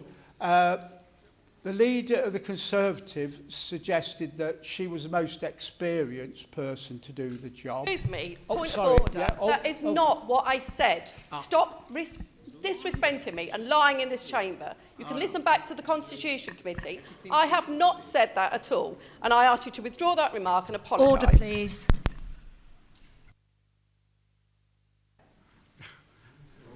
I withdraw that remark and apologise. I'm sorry, profusely. So all I can say is there is a lot of tension in all of this, but at the end of the day, it's not unreasonable for two parties virtually the same size. There's a little difference, but not much. And there is lots of experienced people around in that team to be able to do that job. So personally, I'm happy with it. I think it's appropriate, it's good. It will have a fresh feeling to it. There's people with experience who can do the job. So I can't see where I'm really wrong in any of this, Madam Chairman. It's not a major world-shaking event, is it? We're just changing it and rotating it. So it's not that they've been removed and said, you're never going to do it again. It's a rotation. Couldn't be much fairer than that, Madam Chairman. Thank you. Thank you, Mr Harrison. We will now take a vote on motion 1. All in favour?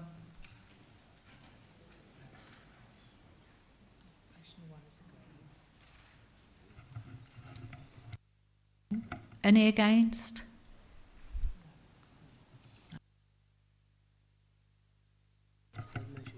Motion carried. We will now take a vote on motion 2. All in favour?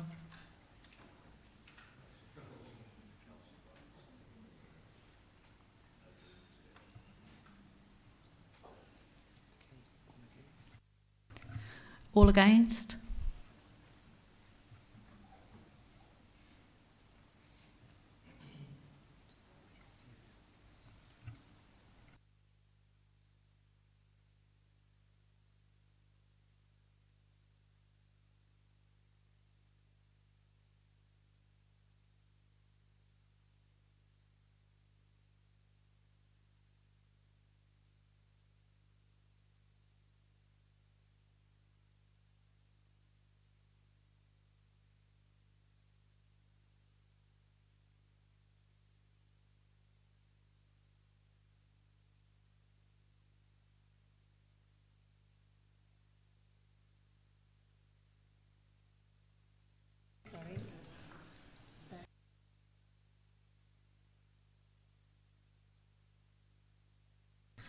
Thank you, that's carried.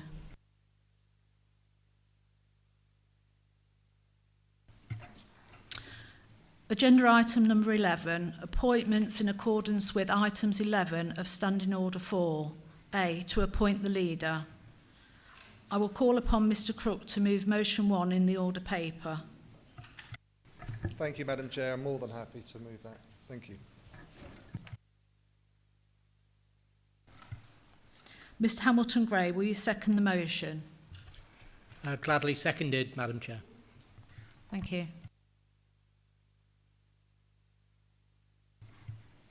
Is there any speakers? Mr Smith. Thank you very much, Madam Chair.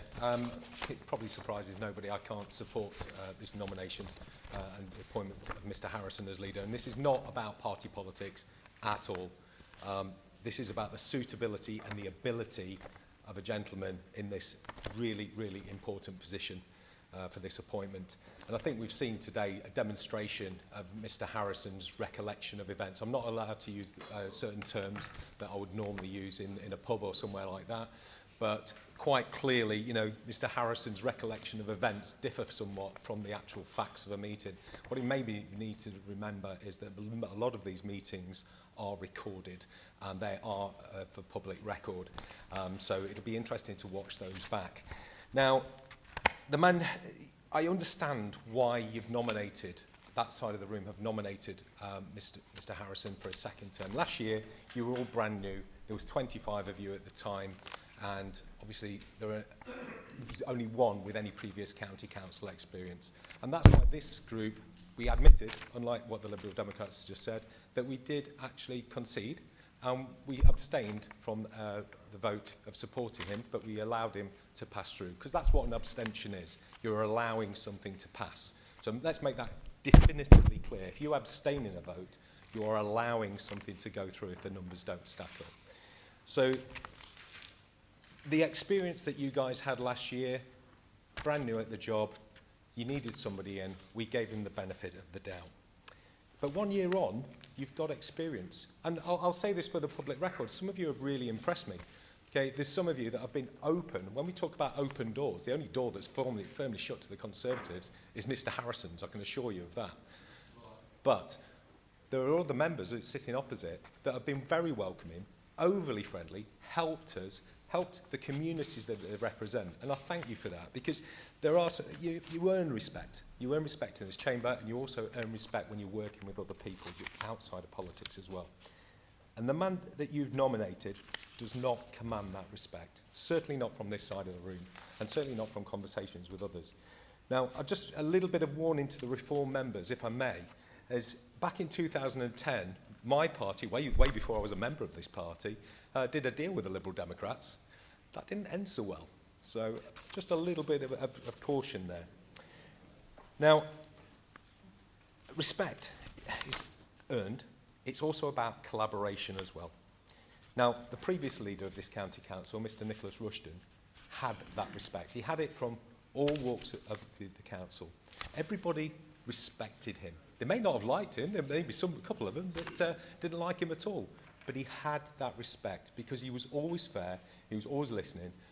Yes, he'd have his quips, but he was a decent human being, and he did this for the benefit of Leicestershire. Now, how can we have another year of Captain Ahab? Because he's so driven by hatred to his former colleagues, it clouds his judgment on everything. And we've seen this today in this very chamber, Madam Chair. He has clouded his judgment with hatred, particularly towards this front bench here, but also to former colleagues as well. Oh, I get it, he's friendly with some, I do get that. But he can't get over this fact, and he's clouding his judgment. Everything, absolutely everything in this chamber becomes second fiddle to that, including Leicestershire. Now, it's not just our group. I know, having spoken to many of the Reform group, that there's a toxic culture in there as well. You know, they're not going to admit it today, I understand that. And groups do have disagreements, but we're talking about serious difficulties. But I will say to the Reform group as well, like I said, there's 24 of you now, and there's some really good people across the road, some people across that way that could step up to be leader, because very few leaders are actually appointed. Good leaders step forward when the time's right.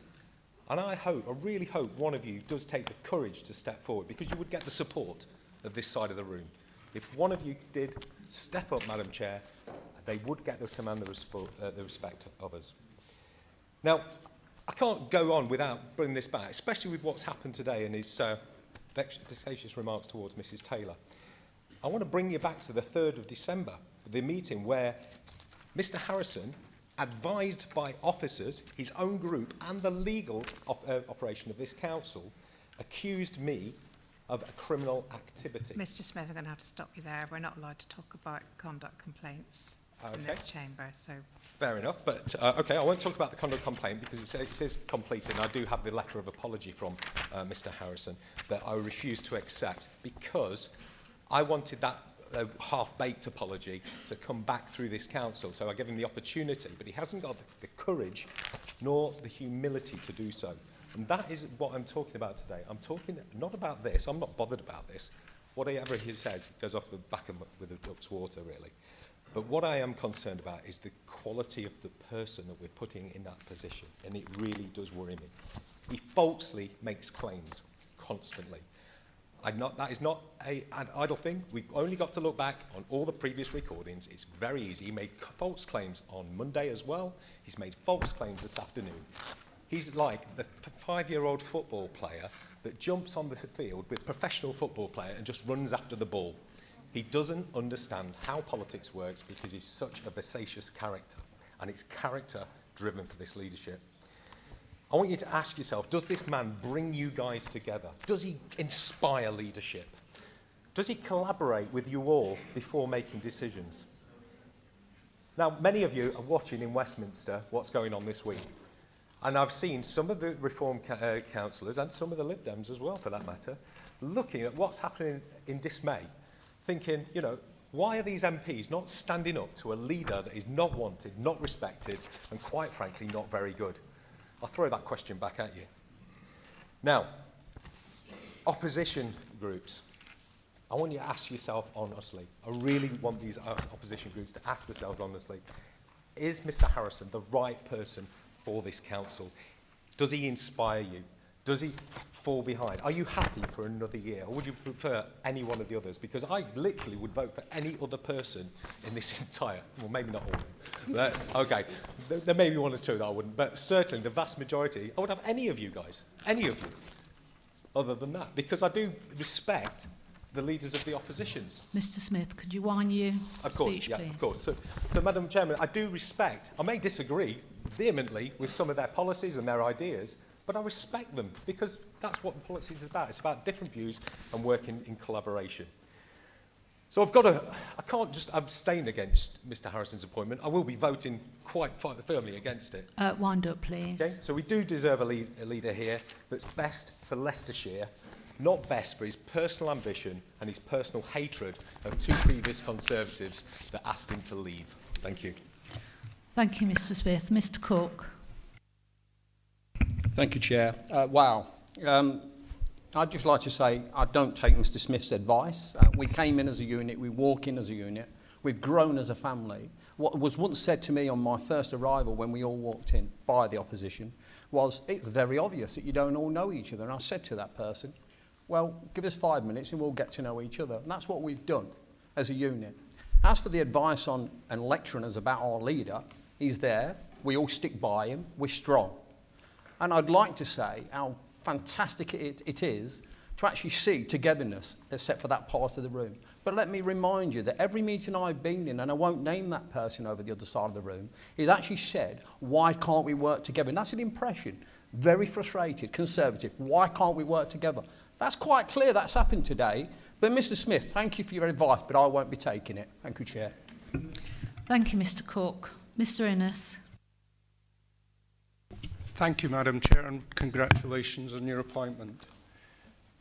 It's my privilege to stand before you today at the end of what has been a truly landmark first year for Reform UK in control of Leicestershire County Council.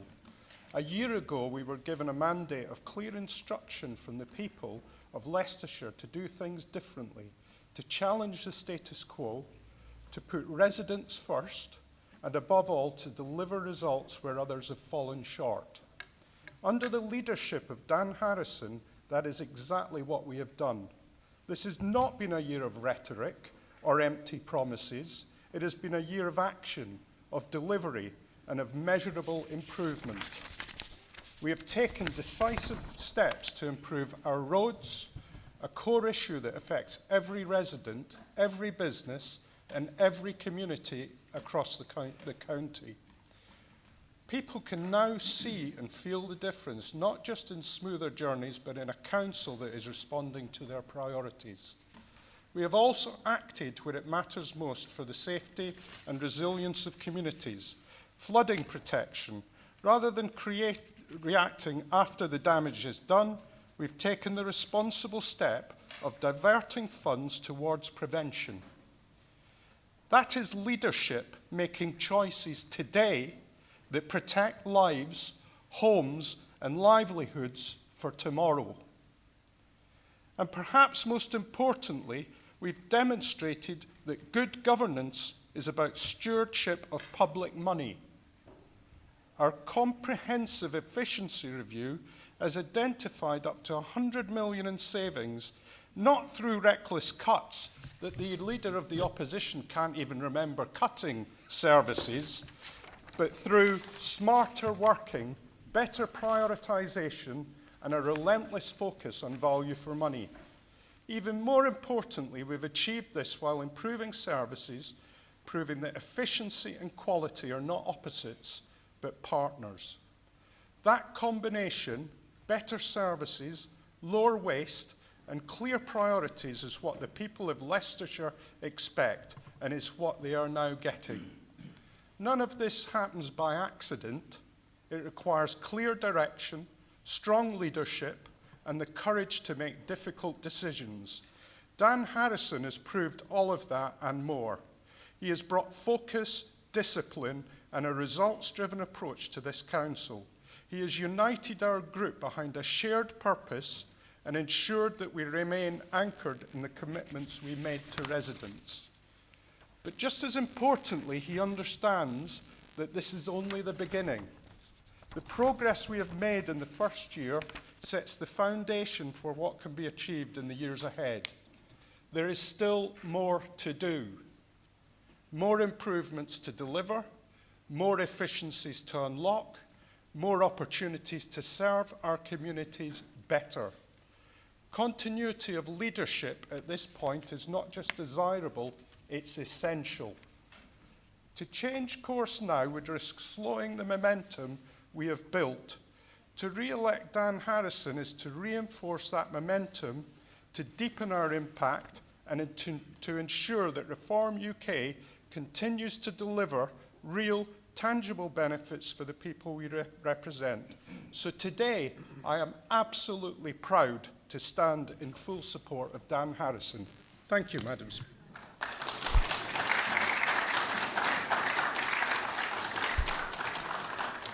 Thank you, Mr Innes. Mr Bray. Yes, thank you, Madam Chairman. There was a lot of interesting comments in what Mr Smith had to say. Talking about wanting to speak to other Reform members about replacing. That sounds like a backroom deal to me that he's trying to. He mentions the 2010. He mentions the 2010 coalition nationally. Of course, our party paid a big price for that, which we did we believe in the national interest. Of course, back then, Mr Smith was in the Brexit party, or around. It was around then. Around then. Well, You mean to make a point of information? Well, okay, I accept the date was wrong, but you were in the Brexit party because you were their parliamentary candidate. I can prove leaflets for that. Please respond to this? Because he has his information totally impactful. I was a very proud member of the Brexit party in 2019, because I believe in Brexit, always have and always will. I wasn't a fan of what it became, hence why I left. I then didn't join a political party. And when you've got a leader on this side that has been a member of, what, 3 different parties, Mr Mulaney, now, I don't think they've got any cause for complaint. Thank you, man. Well, I apologise I got the year wrong, but the sentiment was quite correct.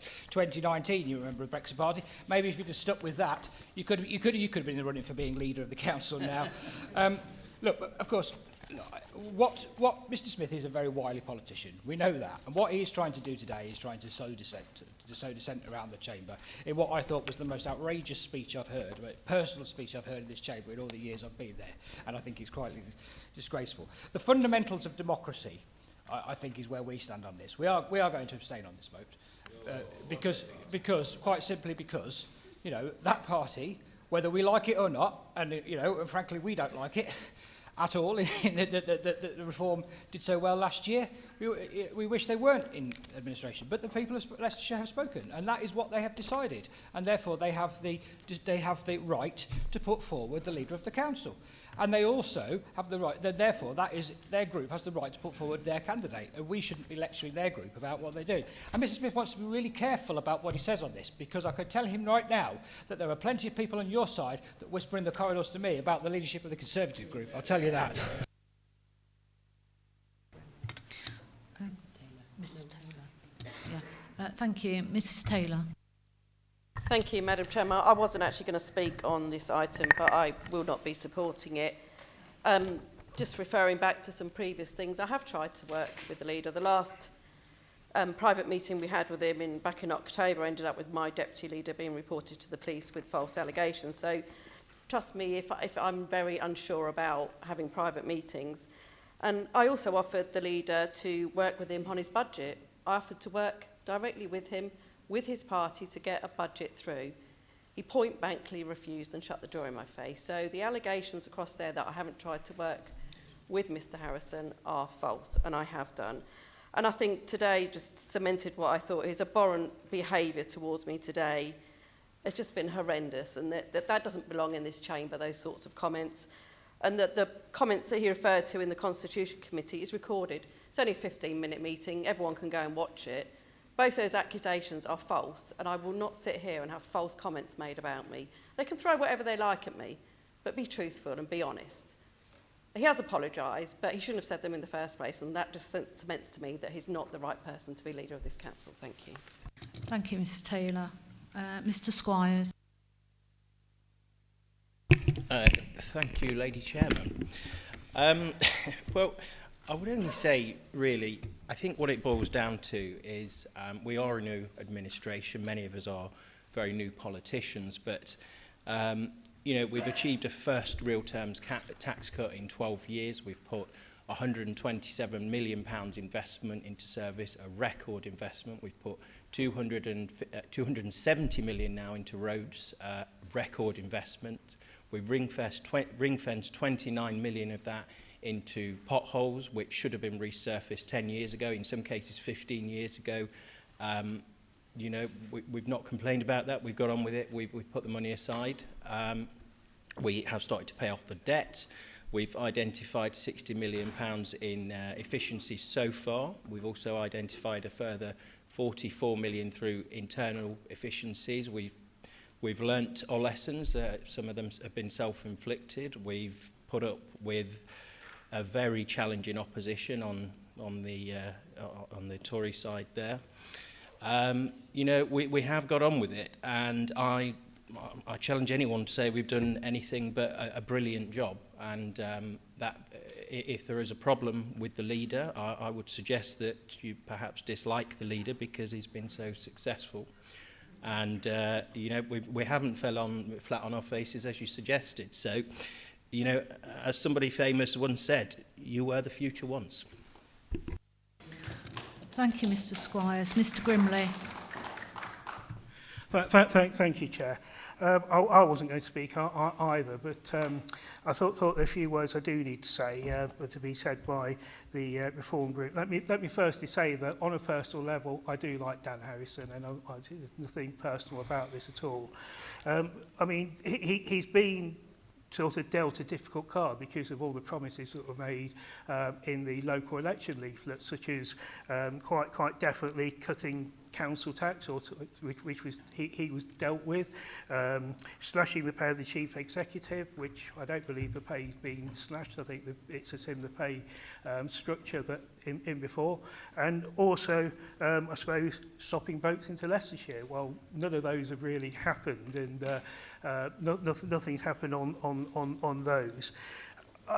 listening to Dan on the local radio, I think and again, I'll emphasise he had been dealt a very difficult card because he was trying to justify saying that he had lowered council tax to the BBC presenter, and clearly he hadn't, and clearly in the end you had to say, yes, I had raised, council tax had raised. Okay, it's a less of a raise, but it certainly is sort of raised. So I think it's sort of difficult that these voices are going out onto local media.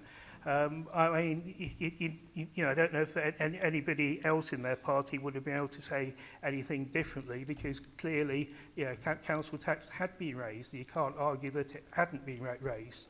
So I'm sort of still listening to what's saying at the moment, but just so whatever way I vote, it is not a personal thing. I like Dan as on a personal level, and when he's part of our group and part of our, which he says, about slashing cuts and things, slashing services, which he was part of. Let's be quite honest about that.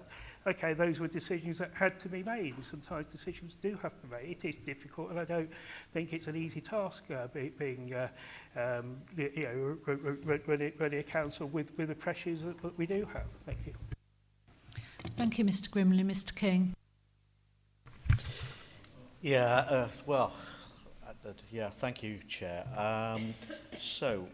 Few points I want to mention. So first of all, one of the members over there just said there's been a council tax cut. There hasn't been a council tax cut. It's actually increased by 2.99%.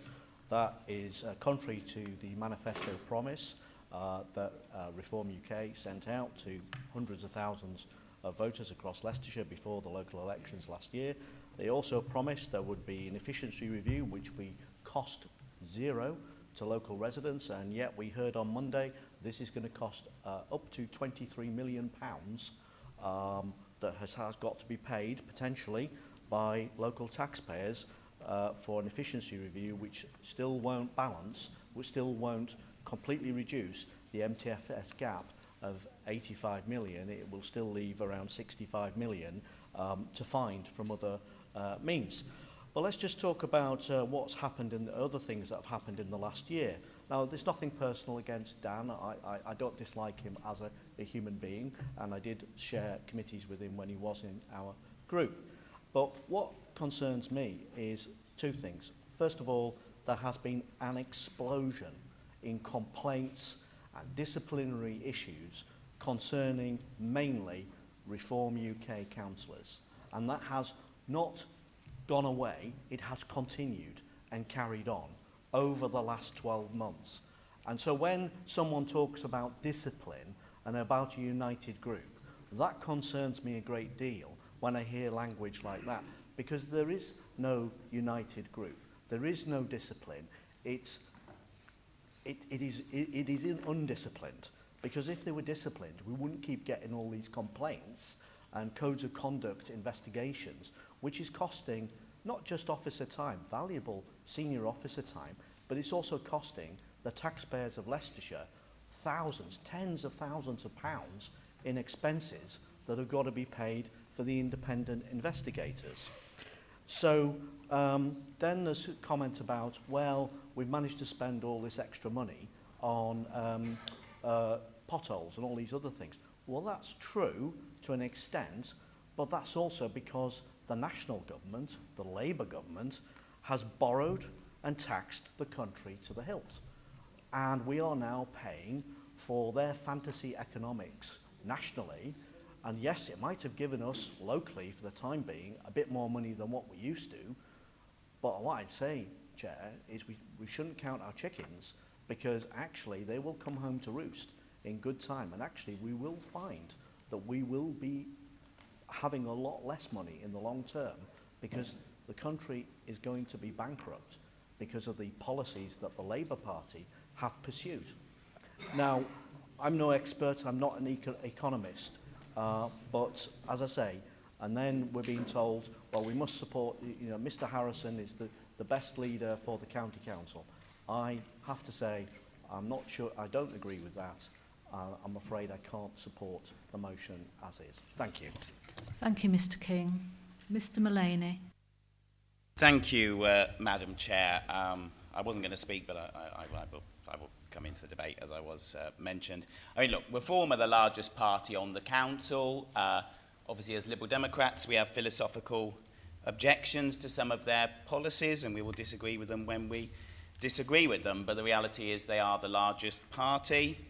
I don't think it's our job to choose the leader of another party. Obviously, we heard from Mr Smith a vituperative attack on Mr Harrison. Clearly, he has a personal issues with him, but the reality is, you know, Mr Harrison was accepted in the Conservative Party for many years, and they didn't have any problem with him then. So, and I don't think it's my job or anyone else from other parties' job to decide the leaders of other parties. And Mr Smith's right, he wasn't a member of the Brexit Party in 2010. It was much more recent in 2019. Whether he thinks, because he's been a member of Nigel Farage's parties, he can still comment on who the leader should be of one of their parties. That's up to him. But in terms of my own membership of the Liberal Democrats, I've been a member for 22 years. I joined in 2004 at the age of 24. I've been the PPC for Hinckley and Bosworth since 2008, the same seat. And I've been a Hinckley councillor since 2011. So in terms of this time when lots of people are changing parties, I've been pretty consistent in one party in one place for quite a long time, and I'm happy to stay for as long as the voters in Hinckley will keep electing me as a councillor. But we will abstain today. It's not our decision to choose which of the Reform councillors runs the authority. That's obviously down to them. Thank you, Mr Mullaney. Mrs Page.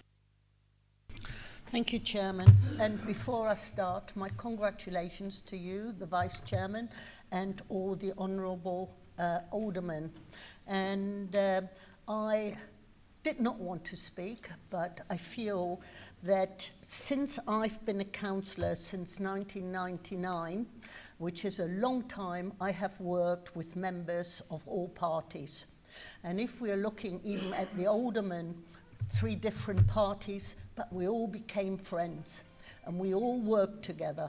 Now, politics is not a very nice business, but you keep personal things to one side and you deal with the business on another side. Now, it's not even election time, but we are sitting here and we're making personal attacks. I do not like that. I didn't come to this council to make personal attacks. I came to represent my residents, to provide a service and to do the best I can. And I think that is what we should all keep in mind. That is what we're here for. So attack each other on actions, attack each other on politics, attack each other if you want to at election time, but let's not, every time we get into this council chamber, in my opinion, lower the tone. It's not nice. It doesn't reflect well on anybody. And may I urge you, Chairman, that when we're going into the next council meeting, that you use your authority to stop members making personal attacks, because it is in your gift and we should not be doing this. And I rest my case. I want to say a lot more, but I rest my case. So I'm relying on you as a new chairman of this council to make sure that every member conforms to a good standard. Thank you. Thank you, Page.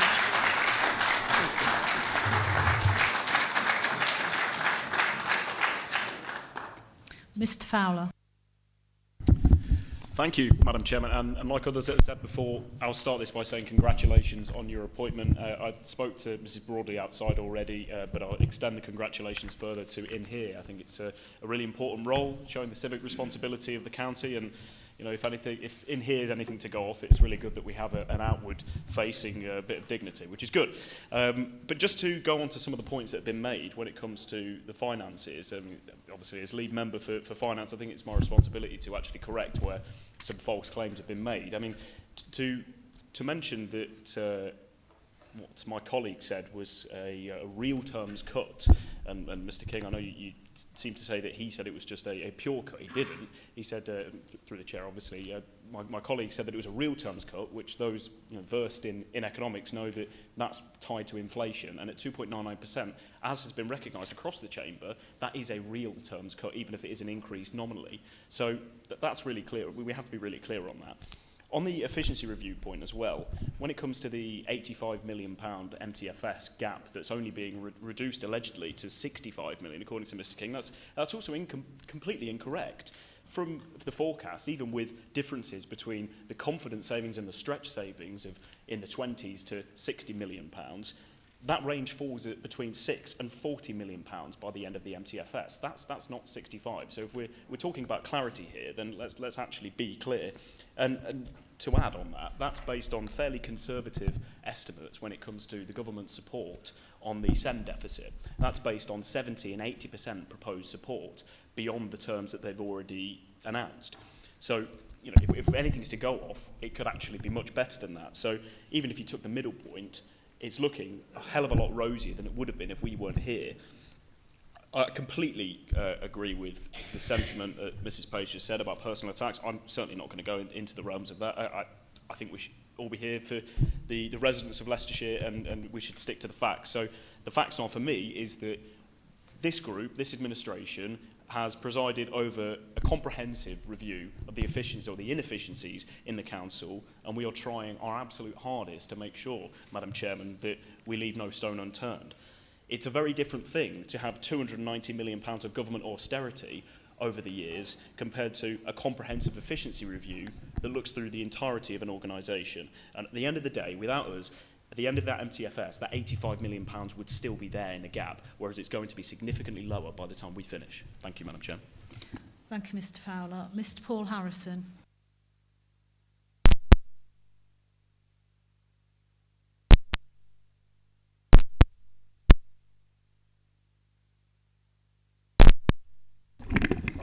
It's a good start, isn't it? Thank you, Madam Chairman. Just wanted to pick up, I wasn't going to speak, but I have a different view on this. Mr King, with all those complaints you convert, only a very few are upheld, and I'm not entirely sure where those complaints come from, but I can take a rough guess.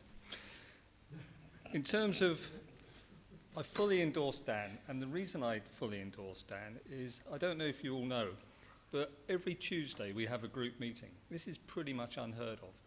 That is our opportunity to talk and discuss and disagree. That's where we come together. And that's as the group. It also happens in the cabinet as well. I have no experience in the cabinet, but I do know when I see a good group of people. And these people are working well together, and I wouldn't like to see any changes in that at all. We trust in the leadership, and I fully endorse Dan Harrison. Thank you. Thank you, Paul. Mr Hamilton-Gray, would you like to, your right to reply?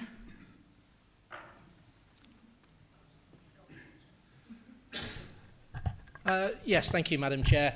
I'd just like to say, as Group Whip for the group, that I've got a pretty good feel of the pulse for the entire group, and I can categorically refute any claims that there's any division or instability within our group. We are all fully behind Dan Harrison. He is the best man for the job and the best leader of the County Council, and I fully support him in that role. Thank you, Mr Hamilton-Gray. Mr Crook, would you like your right to reply?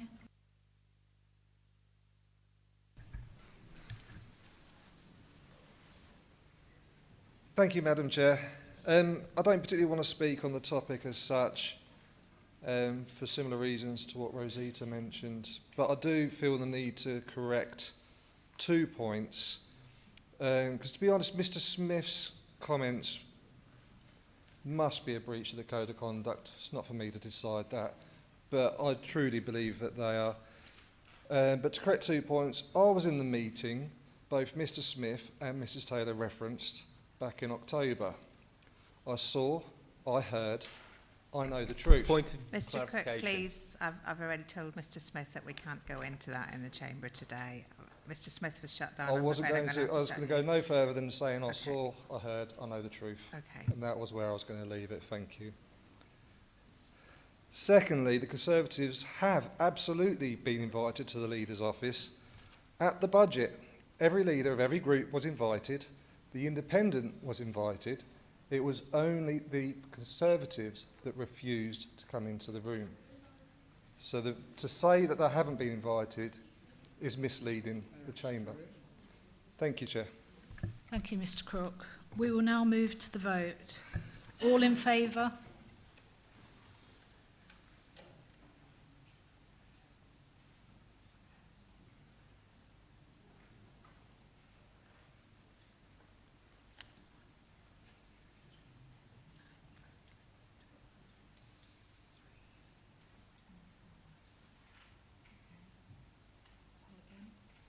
Any against?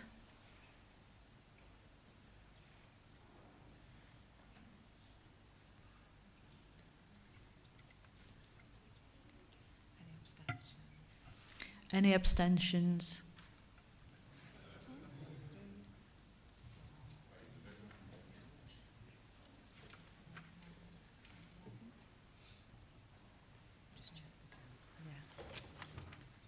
So that's 24 for, 17 against and 11 abstentions. So the motion is Point carried. of order, sorry. I think it was 25 I counted. What did you say? Sorry, 25. I missed one. Mr Charlesworth, I've missed Mr Charlesworth. So 25 for, 17 against, 11 abstentions. So the motion is carried.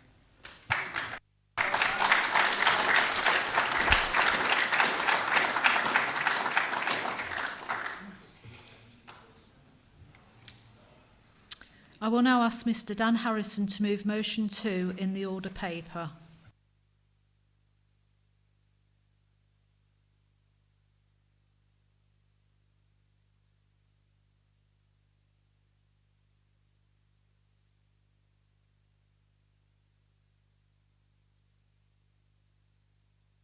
Sorry, thank you.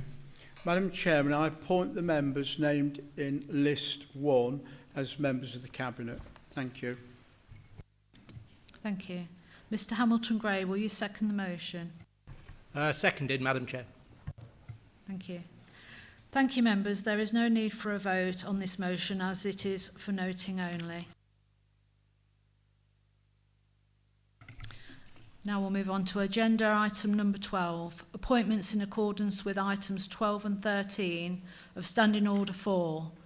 A, political balance and allocation of committee seats. I will call on Mr Hamilton Gray to move the motion set out on the order paper.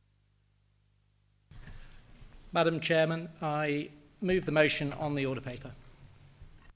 Thank you. Mr Poland, will you second? Yes, Madam Chairman, I'll second. Mr Charlesworth.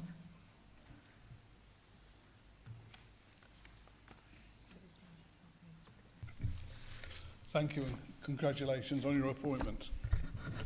I want to share my concern over the allocation of committee places. I appreciate that it is a difficult and challenging process, and I'm not blaming any member, group or officer for this situation. I also appreciate that as a single member I have little or no say in this process. At the bottom of this report it mentions equality and human rights. I would have hoped that courtesy and good manners would have meant that I was at least consulted prior to today about whether I would like to remain on the 2 committees I was allocated last year. Both the Green and Labour groups have been given their groups they were on, committee places they were on last year. To be moved about like a political football each year seems a very poor way to treat an individual councillor. My wish was to remain on the Employment Committee. I respectfully ask Council to reconsider my appointments. Thank you. Thank you, Mr Charlesworth. Ms Hamilton Gray, would you like your right of reply? I thank the member for those comments and I would support that as well. Thank you. Thank you.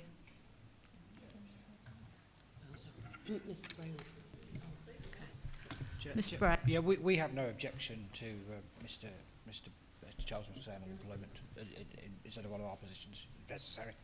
Can I suggest that we move through the rest of the appointments and perhaps delegate that to the Chief Executive to resolve at the end between us all?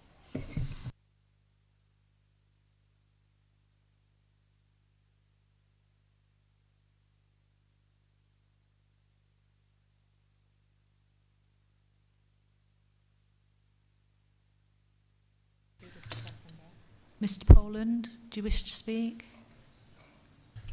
No, not really. I won't keep us here longer than we have to be. Okay, no problem. We will move the vote. So we'll move to the vote. Are you happy to accept that as an amendment, Mr. Hamilton-Gray, in terms of delegating that discussion and that item to the Chief Executive? Yes, thank you. Very, very happy with that. So vote on it as amended by that then, members. Yes, happy.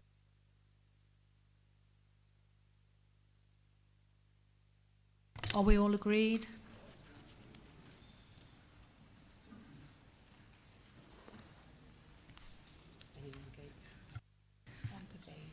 Anyone against?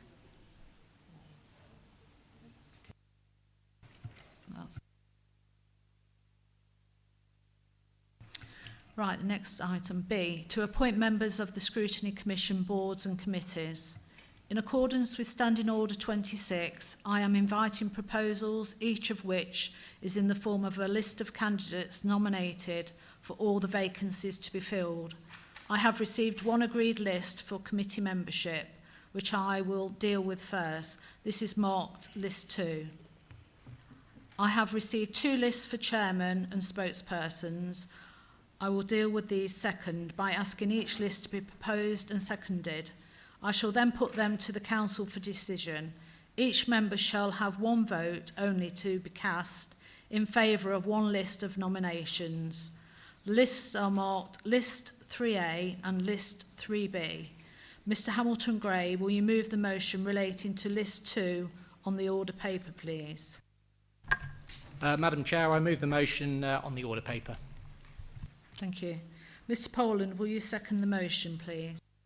Madam Chairman, happy to second. Thank you.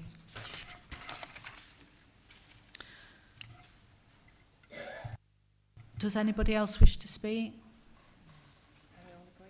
Are we all agreed? Anyone against?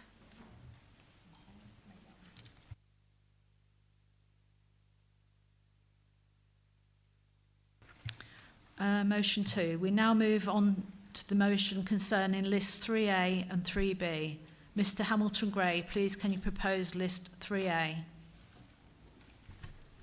Thank you, Madam Chairman. I move the motion on the order paper for 3A. Thank you. Thank you. Mr. Dan Harrison, please will you second the motion? Madam Chairman, I second the motion on the order paper relating to List 3A. Thank you.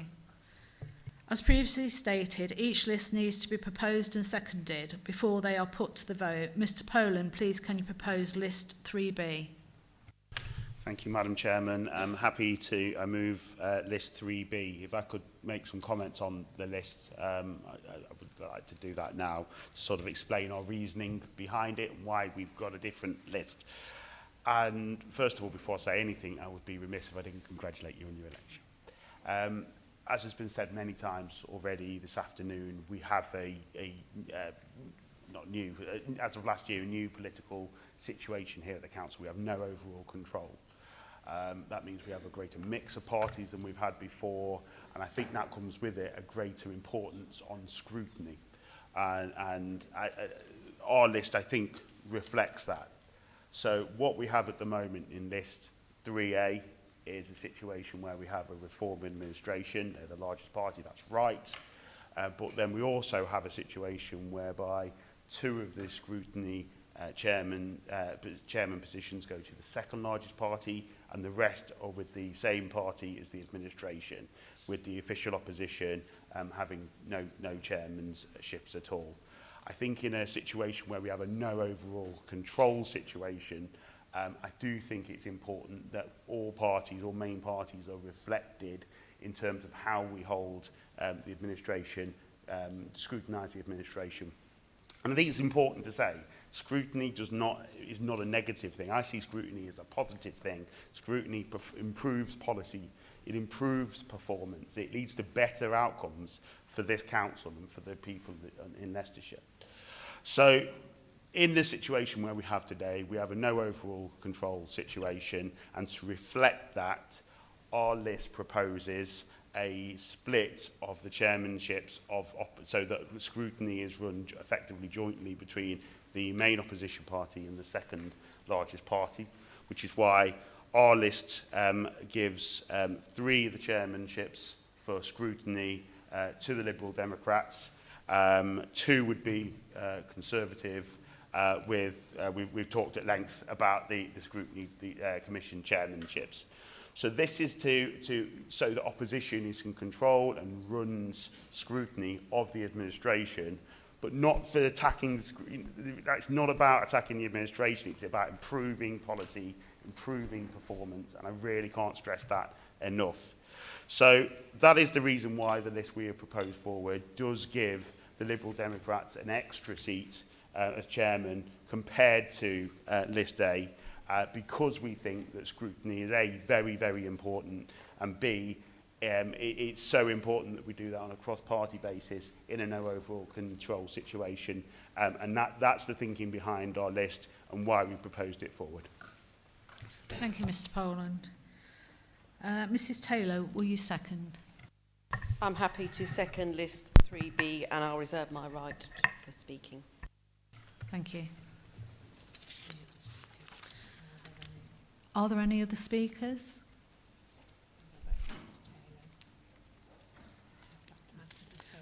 So, Mrs. Taylor.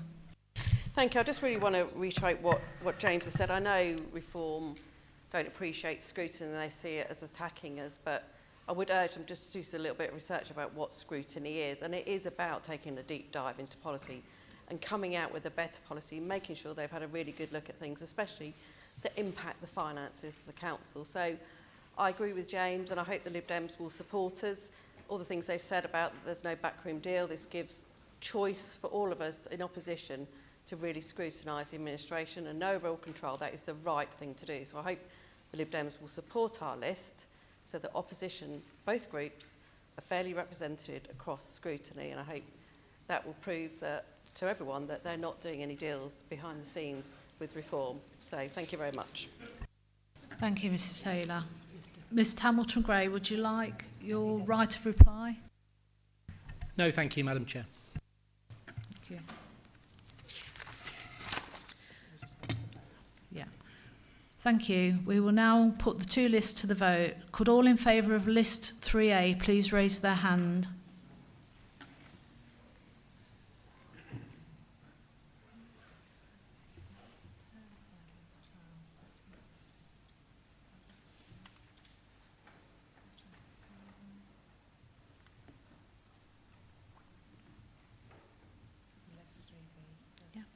Okay. All in favour of list 3B, please raise their hand.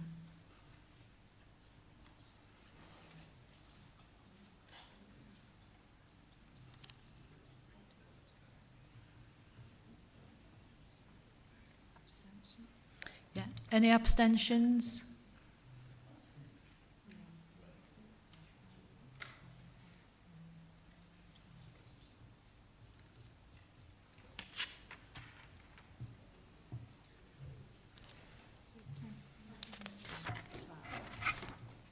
So, Madam Chair, 24 votes for,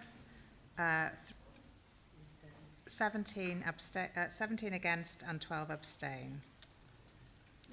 So list 3A is carried. Okay.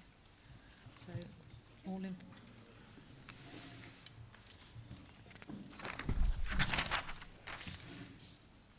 Mr. Hamilton-Gray, please can you now move the motion on the order paper relating to substitutes? Thank you, Madam Chair. I move the motion on the order paper. Thank you. Mr Poland, please will you second the motion? Thank you, Madam Chair. Second the motion. All agreed?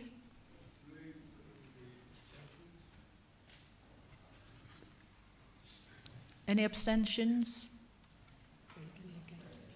Any against?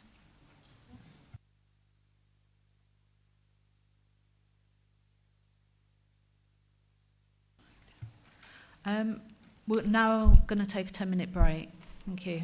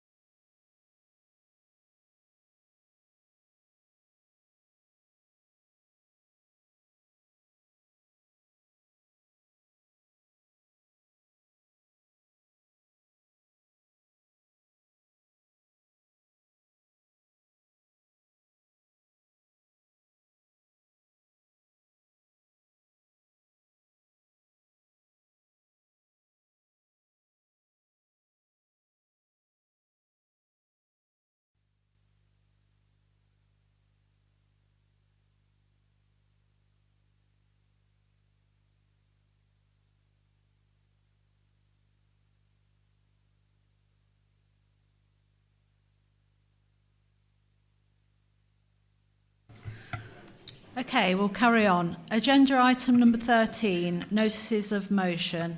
A.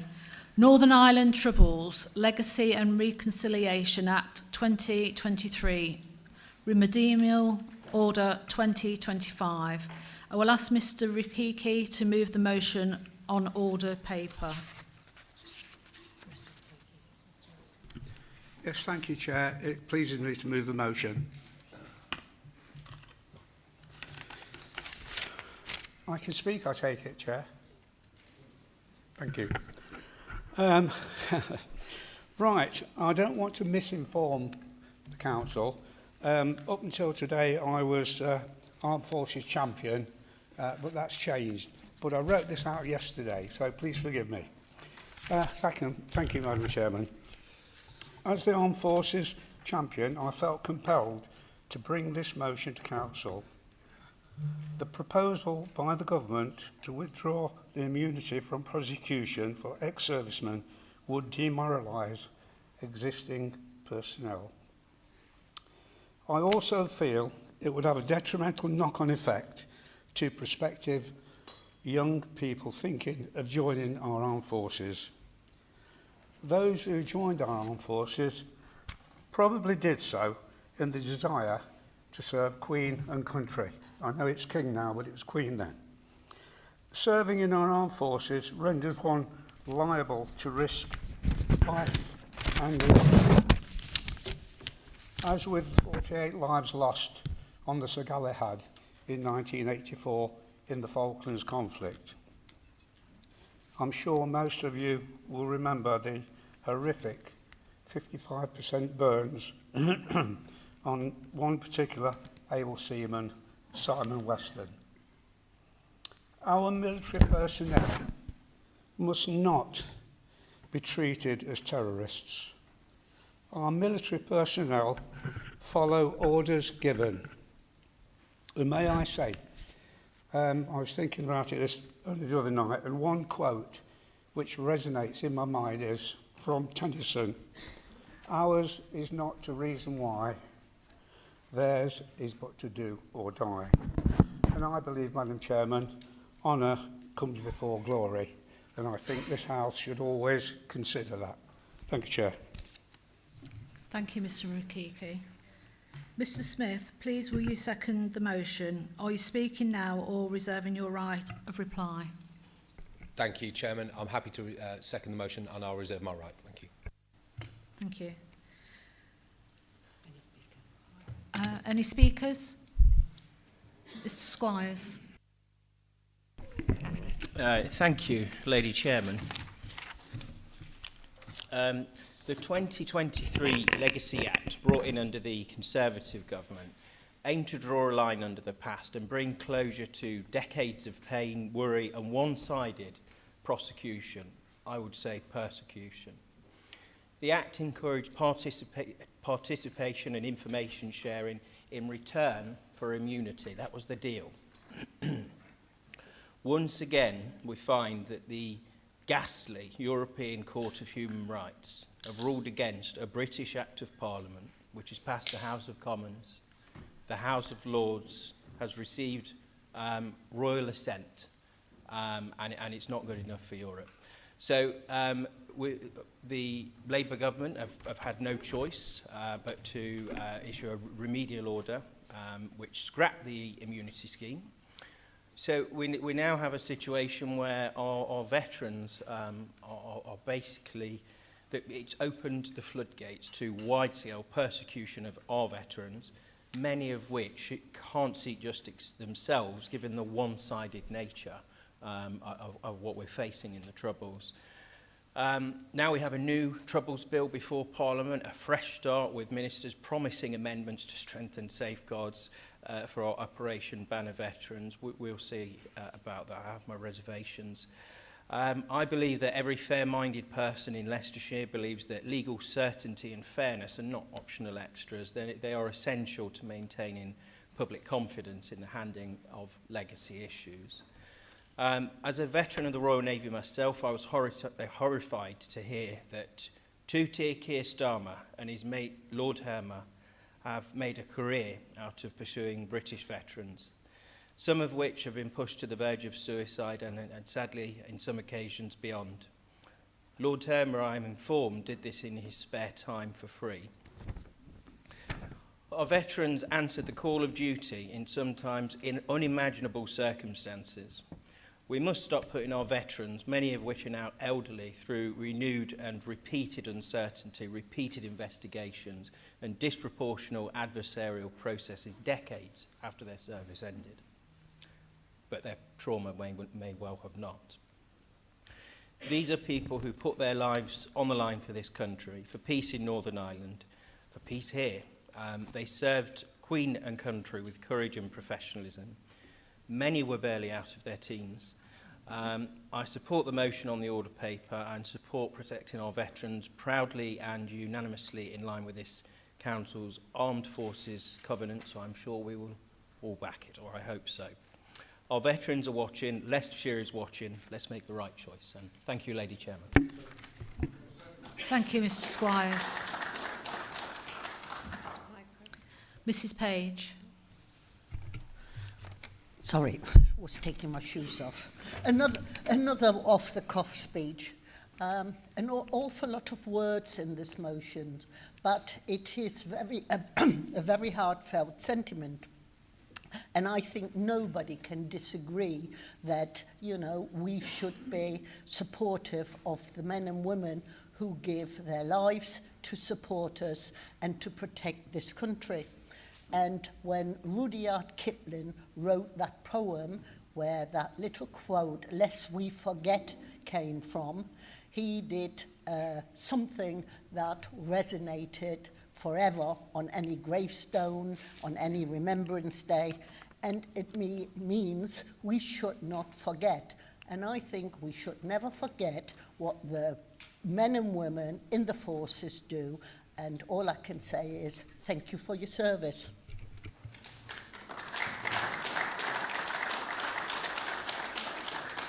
Thank you, Mrs Page. Mr Piper. Thank you, Chair, and congratulations to both you and to your deputy. I think that the Good Friday Agreement is where some of the rot set in, where they gave anonymity to the illegal terrorists, but left the servicemen who were, as my colleague said, following orders and trying to keep peace out to dry. And we've seen that on a number of occasions since then, and even our great Prime Minister was trying to prosecute the troops after false allegations from Iraqis. I think that the governments of recent years have treated the servicemen shoddily, abhorrently, and I cannot condemn enough what they've done for the servicemen. These people put their lives, literally, they put their lives on the line for us. And how do we repay them? We don't even give them somewhere to sleep. They've got to sleep on the streets. And the ones that are presumably the ones that get taken to court are given prison sentences. It is my belief that we can never do enough to support these people, the service people of this country. And I don't just include the armed services in that. I also include the police, the ambulance people, prison wardens. They all put their lives on the line for us. And some of the things that they go through psychologically is unimaginable. I support this motion wholeheartedly.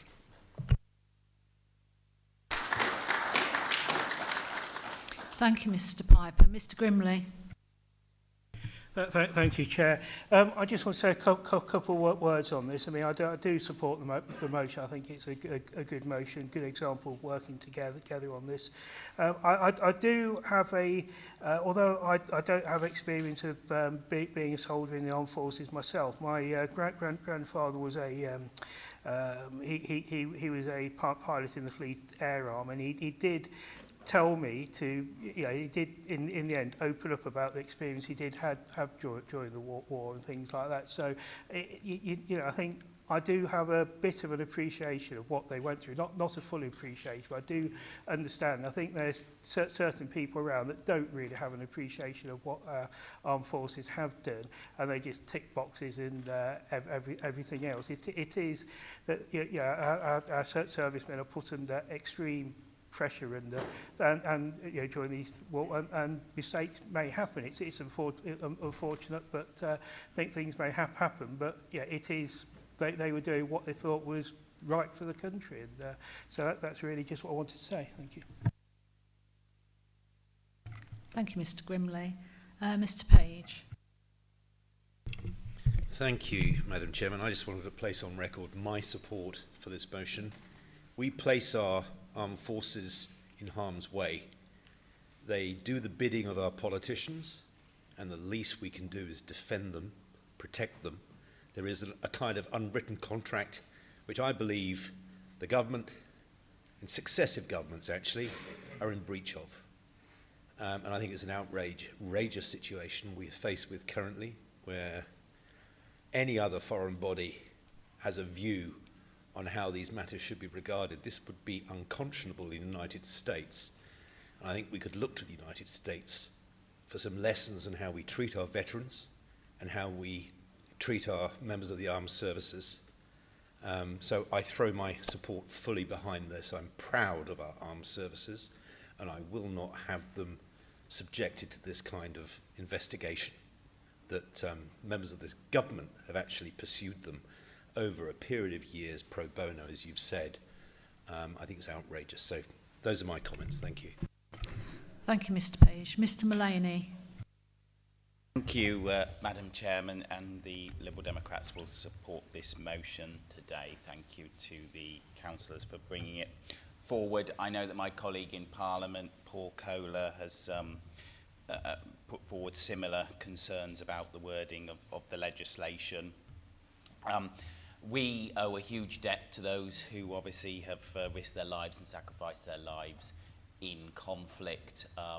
In Hinckley and Bosworth, we've a very active Royal British Legion, which is regularly holding events commemorating those who've lost their lives, including this weekend past, where we had a special service in Hinckley for 3 of those who lost their lives in the Second World War, and who regularly do work to commemorate those who've lost their lives in previous conflicts. So I think we often don't give the credit and understanding to the people who've suffered in war, including those in the armed forces who often suffer from PTSD and other problems afterwards. So I support this motion as it's worded, and the Liberal Democrat group will vote for it today.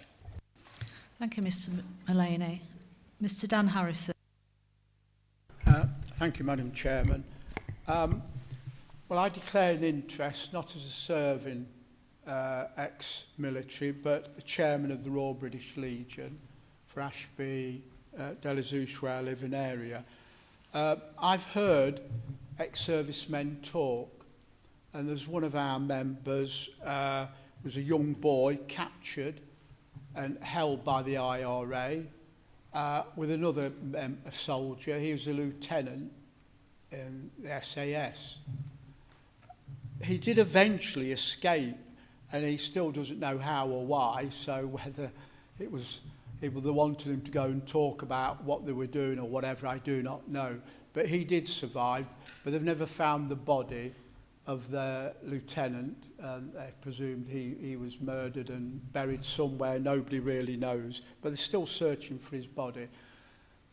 When you take and listen to soldiers, you're a point of contact. The enemy are shooting at you to kill you. And if you see a target, you shoot. And sometimes in the heat of battle, when everybody's milling around and everybody running around's probably got a gun, and suddenly you shoot somebody who hasn't got a gun, well, you know, and then to say you're a murderer. You know, if people know there's a battle and they run in innocently, well, it's tragic. But soldiers are being persecuted in this country. Now, I heard quite recently, I'm not sure it was Lord Hermer, saying how well Starmer had done. He was the man who cracked the gap to get in through the protection in law, because that was his role in life. That's what he does. So when you think about it, putting people up in danger, young boys, young men, how horrific it is, and the losses, and those who are caught are always, well, who can imagine the torture and the pain they go through? So all I'm saying is, as a member of the public, I am very grateful for the British Army and the soldiers and sailors and airmen, and I think we all ought to be proud. They're there to save us. That's the whole essence of the thing. And probably by being there, well-trained and well-organised, it acts as a defence. And other people have to think twice if they thought there's an army ready to fight, who could fight and are capable. So I really strongly support this. This is incredibly important because these men are probably in the 70s or even 80s and they're being bundled off. The IRA had a signed document and a letter. So when they've been caught 20, 30 years ago, they said, I've got a letter to the judge, oh, you're exempt. Our own British soldiers are not exempt. And the human rights lawyers are filling their pockets and putting these people through terrible stress. You imagine being said, well, you did this, you shot your gun. Well, you're a soldier, you do shoot your gun. Can you remember that exact day and that exact time when you pulled your trigger and they're claiming you did it wrong? You know, so I'm just horrified at the thought that we put them into harm's way and then we're going to prosecute them as and when whoever feels it's appropriate to do. I strongly support this, and I'd urge all colleagues around the chamber, support it, please. This isn't political. This is about men's lives and the torture they're going through now, thinking what they're going to face and how they're going to survive. Thank you. Thank you, Madam Chair.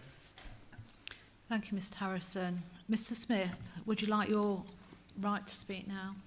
Thank you, Chairman. I must apologise. It's remiss of me not to congratulate you on your appointment and the Deputy as well, so I do apologise for that. Okay, Chairman, I'm pleased to second this motion, not only as a councillor, but also as a veteran myself. I joined the Armed Forces at 18 and served operationally around the world for over a decade. Like thousands of others before and after me, military service shapes who you are. The core values of the Armed Forces, discipline, integrity, professionalism, courage and self-sacrifice stay with you for life. I've never served in Northern Ireland myself, but I did serve alongside many who did. Good people, ordinary young men and women on Banner, sent by the British the government under orders into some of the most hostile and dangerous situations possibly imaginable. Compare this to today, where too many young people think that courage and patriotism is posting angry opinions on social media from the comfort of their bedroom. These men and women face real danger head-on, making split-second life or death decisions in circumstances most people in civilised society could scarcely imagine. That should not be forgotten. The previous Conservative government introduced the Legacy Act in 2023 for one reason: to draw a line under the endless cycle of reinvestigations and protect elderly veterans from being dragged back through the courts decades later. Yet parts of that legislation were challenged under the ECHR framework. And I'll say this openly, Chairman. Every time Parliament tries to put British interests and British veterans first, we seem to find ourselves blocked by international legal interpretations. For me, that is yet another reason why we should leave the ECHR and to restore full parliamentary sovereignty at the earliest opportunity. Now, none of that means victims and families do not deserve truth and answers. Of course they do. Innocent families suffered terribly during the Troubles. But there must also be fairness and proportionality. What veterans fear is not justice, it's the endless cycle of reinvestigation. The threat of being dragged back through the courts 30, 40, even 50 years later, with fading memories and dead witnesses, and little realistic prospect of anything other than trauma for the elderly veterans and their families. Meanwhile, many convicted terrorists walked free decades ago under the Belfast Agreement with letters of comfort. Now that imbalance to me sticks in my throat, and also everybody else that's served. What message does this send to young people joining the forces today? Risk your life for king and country, follow orders, act professionally, but don't expect the state to stand by you decades later. That's a dangerous message. This motion strikes the right balance. It supports victims, it supports fairness, and it includes the safeguards for veterans. I also welcome the Council's reaffirmation of the Armed Forces Covenant, because supporting veterans must mean more than warm words and photo opportunities stuck next to a Union flag. It also means standing by those who served when it matters. And in this issue, Madam Chairman, it absolutely matters. That this motion has been brought forward by a Reform councillor and seconded by a Conservative, it shows that this is an issue beyond party politics. Supporting those who serve this country should be a priority for every party. And I urge members of all colours to show their support for British veterans. Chairman, I'm proud to second this motion.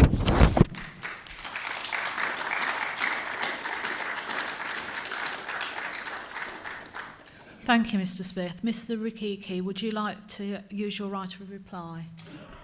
Yes, please. Thank you, Chair. Councillors, may I first thank Councillor Craig Smith for seconding my motion. It does mean a lot to me, actually, being Armed Forces champion and lead member over the past 12 months. It's been quite challenging, but incredibly enjoyable, feeling that we're helping people. I appreciate that Councillor Smith is not the only ex-Forces member within this room. There's quite a lot of you, I'm sure.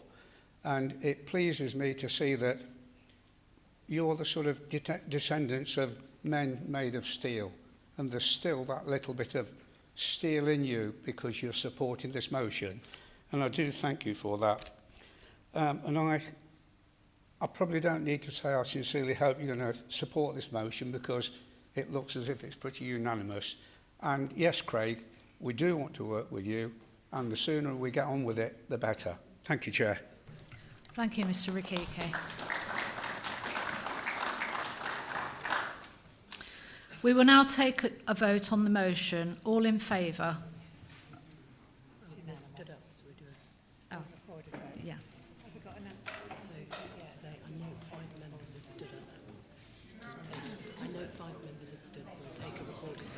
I note 5 members have stood up, so we take a recorded vote.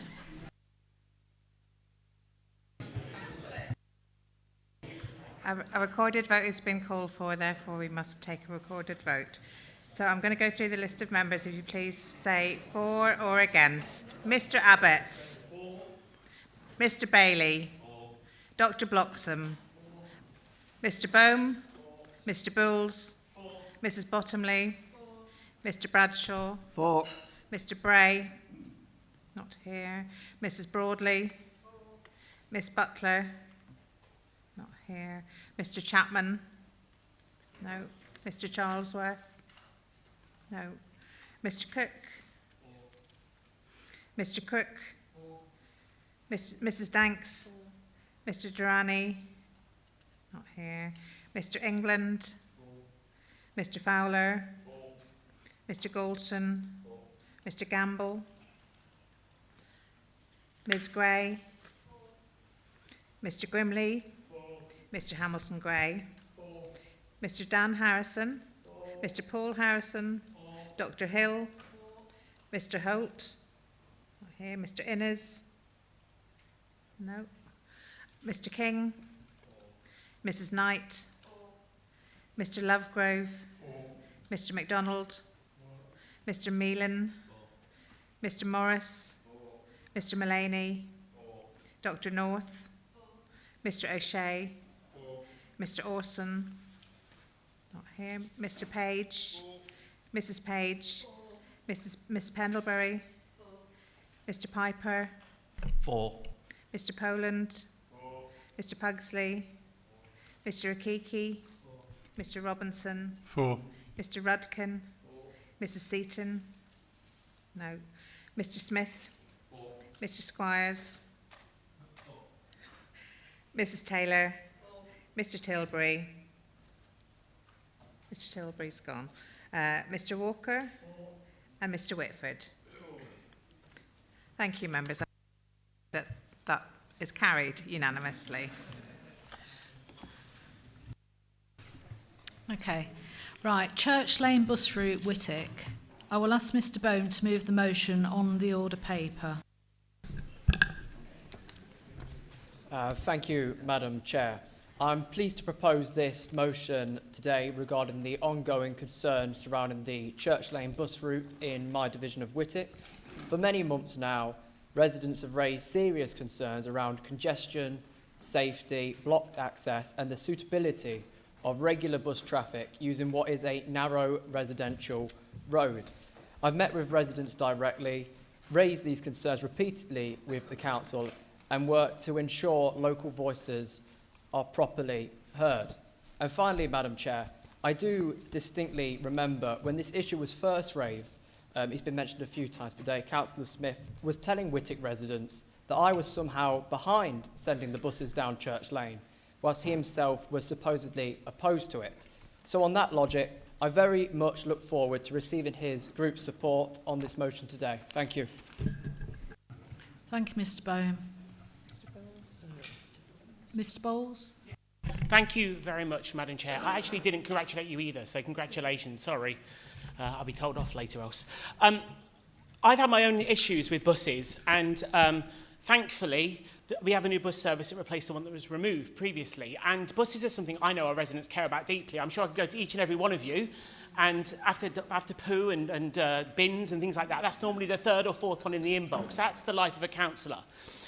So while the sentiment I fully agree with, I am slightly concerned that this is a motion, because this actually would be better served as a question, it would be better served as a petition, rather than a motion that's kept us here till 6:05. Now, the residents deserve action by their councillor, and I'm really glad you brought this, because they need your action, they need your voice.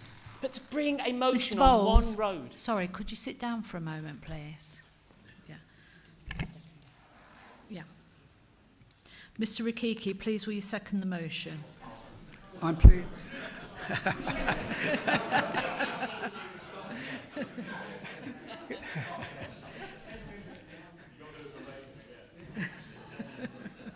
Yes, Madam Chairman, I'm pleased to second the motion. Do you reserve your right to speak?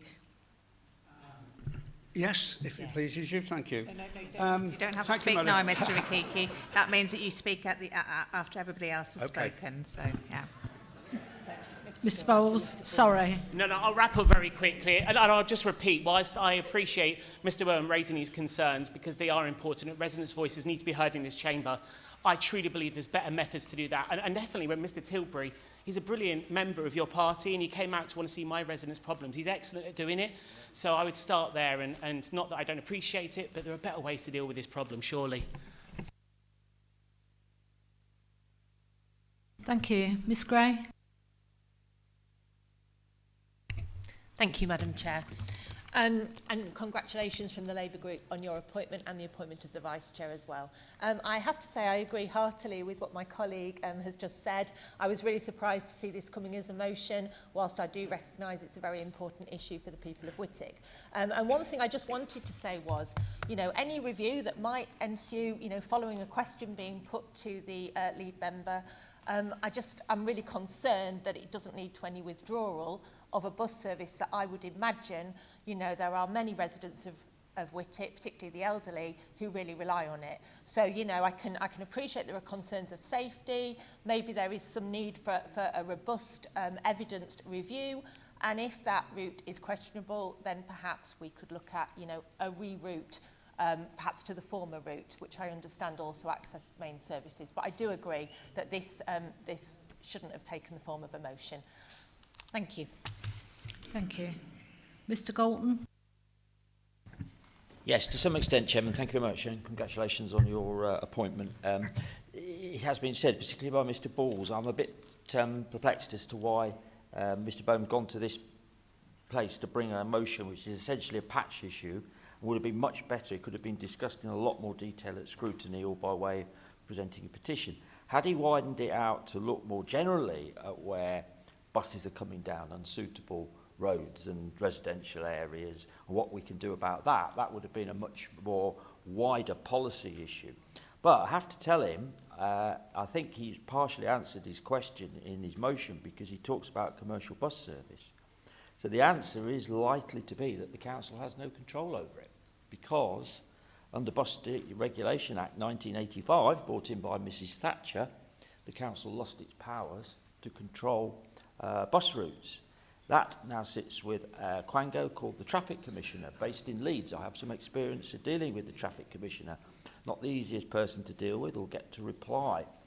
But the commercial bus services are exactly what they are. They can register with the Traffic Commissioner and they can go wherever they like, and this council has very little control over it. That might be, regrettably, the answer he gets. But I'm certainly in favour of looking at a wider issue of one, how we get buses. It's often the case that the bus isn't going where people want it to go to get on it. It's not going in their area, it's going somewhere else. So if we could have more control over buses, I would welcome that. But I think that would be better debated in detail in a scrutiny committee, where maybe we could actually ask the operator to come and engage in that process, which we can't do in this meeting. Thank you, Chair. Thank you. Mr Lovegrove. Thank you, Chair, and congratulations on your election. We shouldn't be here discussing this. Full stop. 4 words: county councillor casework. We all know what that means. I cover in the Beaver Division 32 villages, 12 parish councils, and there are 5 meetings this week. So talk to me about casework. If all of us as councillors brought casework onto the county council agenda, it would be 6 o'clock in the morning before we left here. This should not be on the agenda. I'm assuming that the agenda item like this is allowed through county council procedure. I find that bizarre. But just because you can bring a subject like this doesn't mean you should. And the Reform Party should have steered the council not to put it on the agenda. As county councillors, we all deal with casework, the same or similar to this, on a very regular basis, and I can't see why this is an item on the agenda. No doubt the residents in the area will have different views. Nothing new there. But did the councillor contact anyone more to get more background information before putting this onto the agenda? Whittick Parish Council, or councillors Craig Smith and Tony Gillard, for example. My only thought is this is just for political capital. The councillor, for the councillor, and he'll boost his social media platforms. It's purely political posturing, and Reform, again, are trying to create headlines with nothing substantial underneath. In my view, this type of political behaviour is the type of behaviour that the public despise. In my view, this matter should not have been brought forward for an item on the County Council agenda. It's an operational issue that should be managed and resolved by the very capable County Council officers under their existing responsibilities. Thank you, Chairman. Thank you. Miss Pendlebury. Thank you, Madam Chair, and congratulations on your appointment. I'm not going to keep you. I think we've been kept here long enough. Firstly, I don't understand why this has come here, and I agree entirely with the previous speakers. Whilst this is a very important issue to those in Whittick, it is not for this forum, and quite frankly, I think 6 a.m. is a conservative estimate. Thank you. Thank you. Mr Squires. Thank you, Lady Chairman. Well, what I can tell you is that when I recently attended Whittick Leisure Centre for a health event as Cabinet Member for Health, I was actually totally under siege from residents wanting to discuss the bus situation in Whittick. I am aware through the discussions with the member for Whittick that this has been raised with the Highways Department, the Cabinet Member for Highways. There was a question to full council. I can't quite remember the dates, but I do recall that. There was also a local democracy reporter, I believe he's sitting over there, that attended as well. So I think it's probably a bit disingenuous to say it's a piece of casework. We have many pieces of casework. They don't usually make it onto the Leicestershire Live unless you've done something particularly wrong, essentially. So I think it's clearly something which is a big issue for Whittick and actually for the whole of North West Leicestershire. You know, many of us have identified that buses can be a problem throughout our speeches here. So Perhaps there is something we can do with this. Members can and do bring things to council which are not directly in our control, not least of all the previous item on our agenda. Thank you. Thank you. Ms Bottomley. Thank you. I just want to reiterate what some people have already said. If it was presented as we have so many areas that are really not supported by public transport, I would really support this. I think, you know, I have some villages that have maybe one bus a day, nothing on a Sunday, that everyone is struggling. But I do also completely agree that making it so incredibly specific to one bus route and one road on that bus route does just kind of, it makes it feel like we're not representing everyone else in Leicestershire, and I think we should be coming together and working together to improve the bus routes for everyone, and that is something that could be coming here, could be brought to everyone, and we could discuss and propose and work through. But focusing on one road in the whole of Leicestershire does feel slightly performative. Thank you. Thank you. Any other speakers? Mr Rikiki, would you like your right to reply? Yes, please, Chair. Thank you very much. I appreciate what everyone said about this, but someone once said to me, when you've got too many jobs to do, start with one. We've got a lot of problems with bus routes, so let's start with one, and let's start with Church Lane Whittick. That's how I'm looking at it, because it does need sorting out. The bus route is a big problem for most villages. So, thank you, Madam Chair. I'm happy to second this motion because, regardless of people's opinion on this route itself, residents have clearly felt frustrated and unheard throughout this process. Concerns around access, congestion and road safety have been consistently raised, and I believe it's right that the Council now formally review the matter through scrutiny. Of course, this will apply to all areas in Leicestershire. At the very least, residents deserve transparency, proper engagement and reassurance that their concerns are being taken seriously. Thank you, Chair. Thank you. Mr Bone, would you like your right to reply? Thank you, Madam Chair. I just wanted to say I take note on everything everyone's said, but like Michael said, it had been raised with the council before in a previous full council as a question and also discussed with the lead member. So this is the last resort to hopefully try and get something resolved in some way or another. Thank you. Thank you, Mr Bohm. We will now take the vote on the motion. All in favour?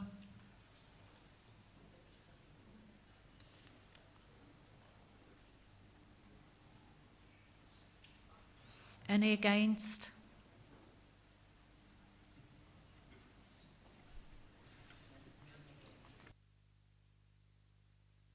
Abstentions? Motion's carried. Thank you, members. I declare the meeting closed.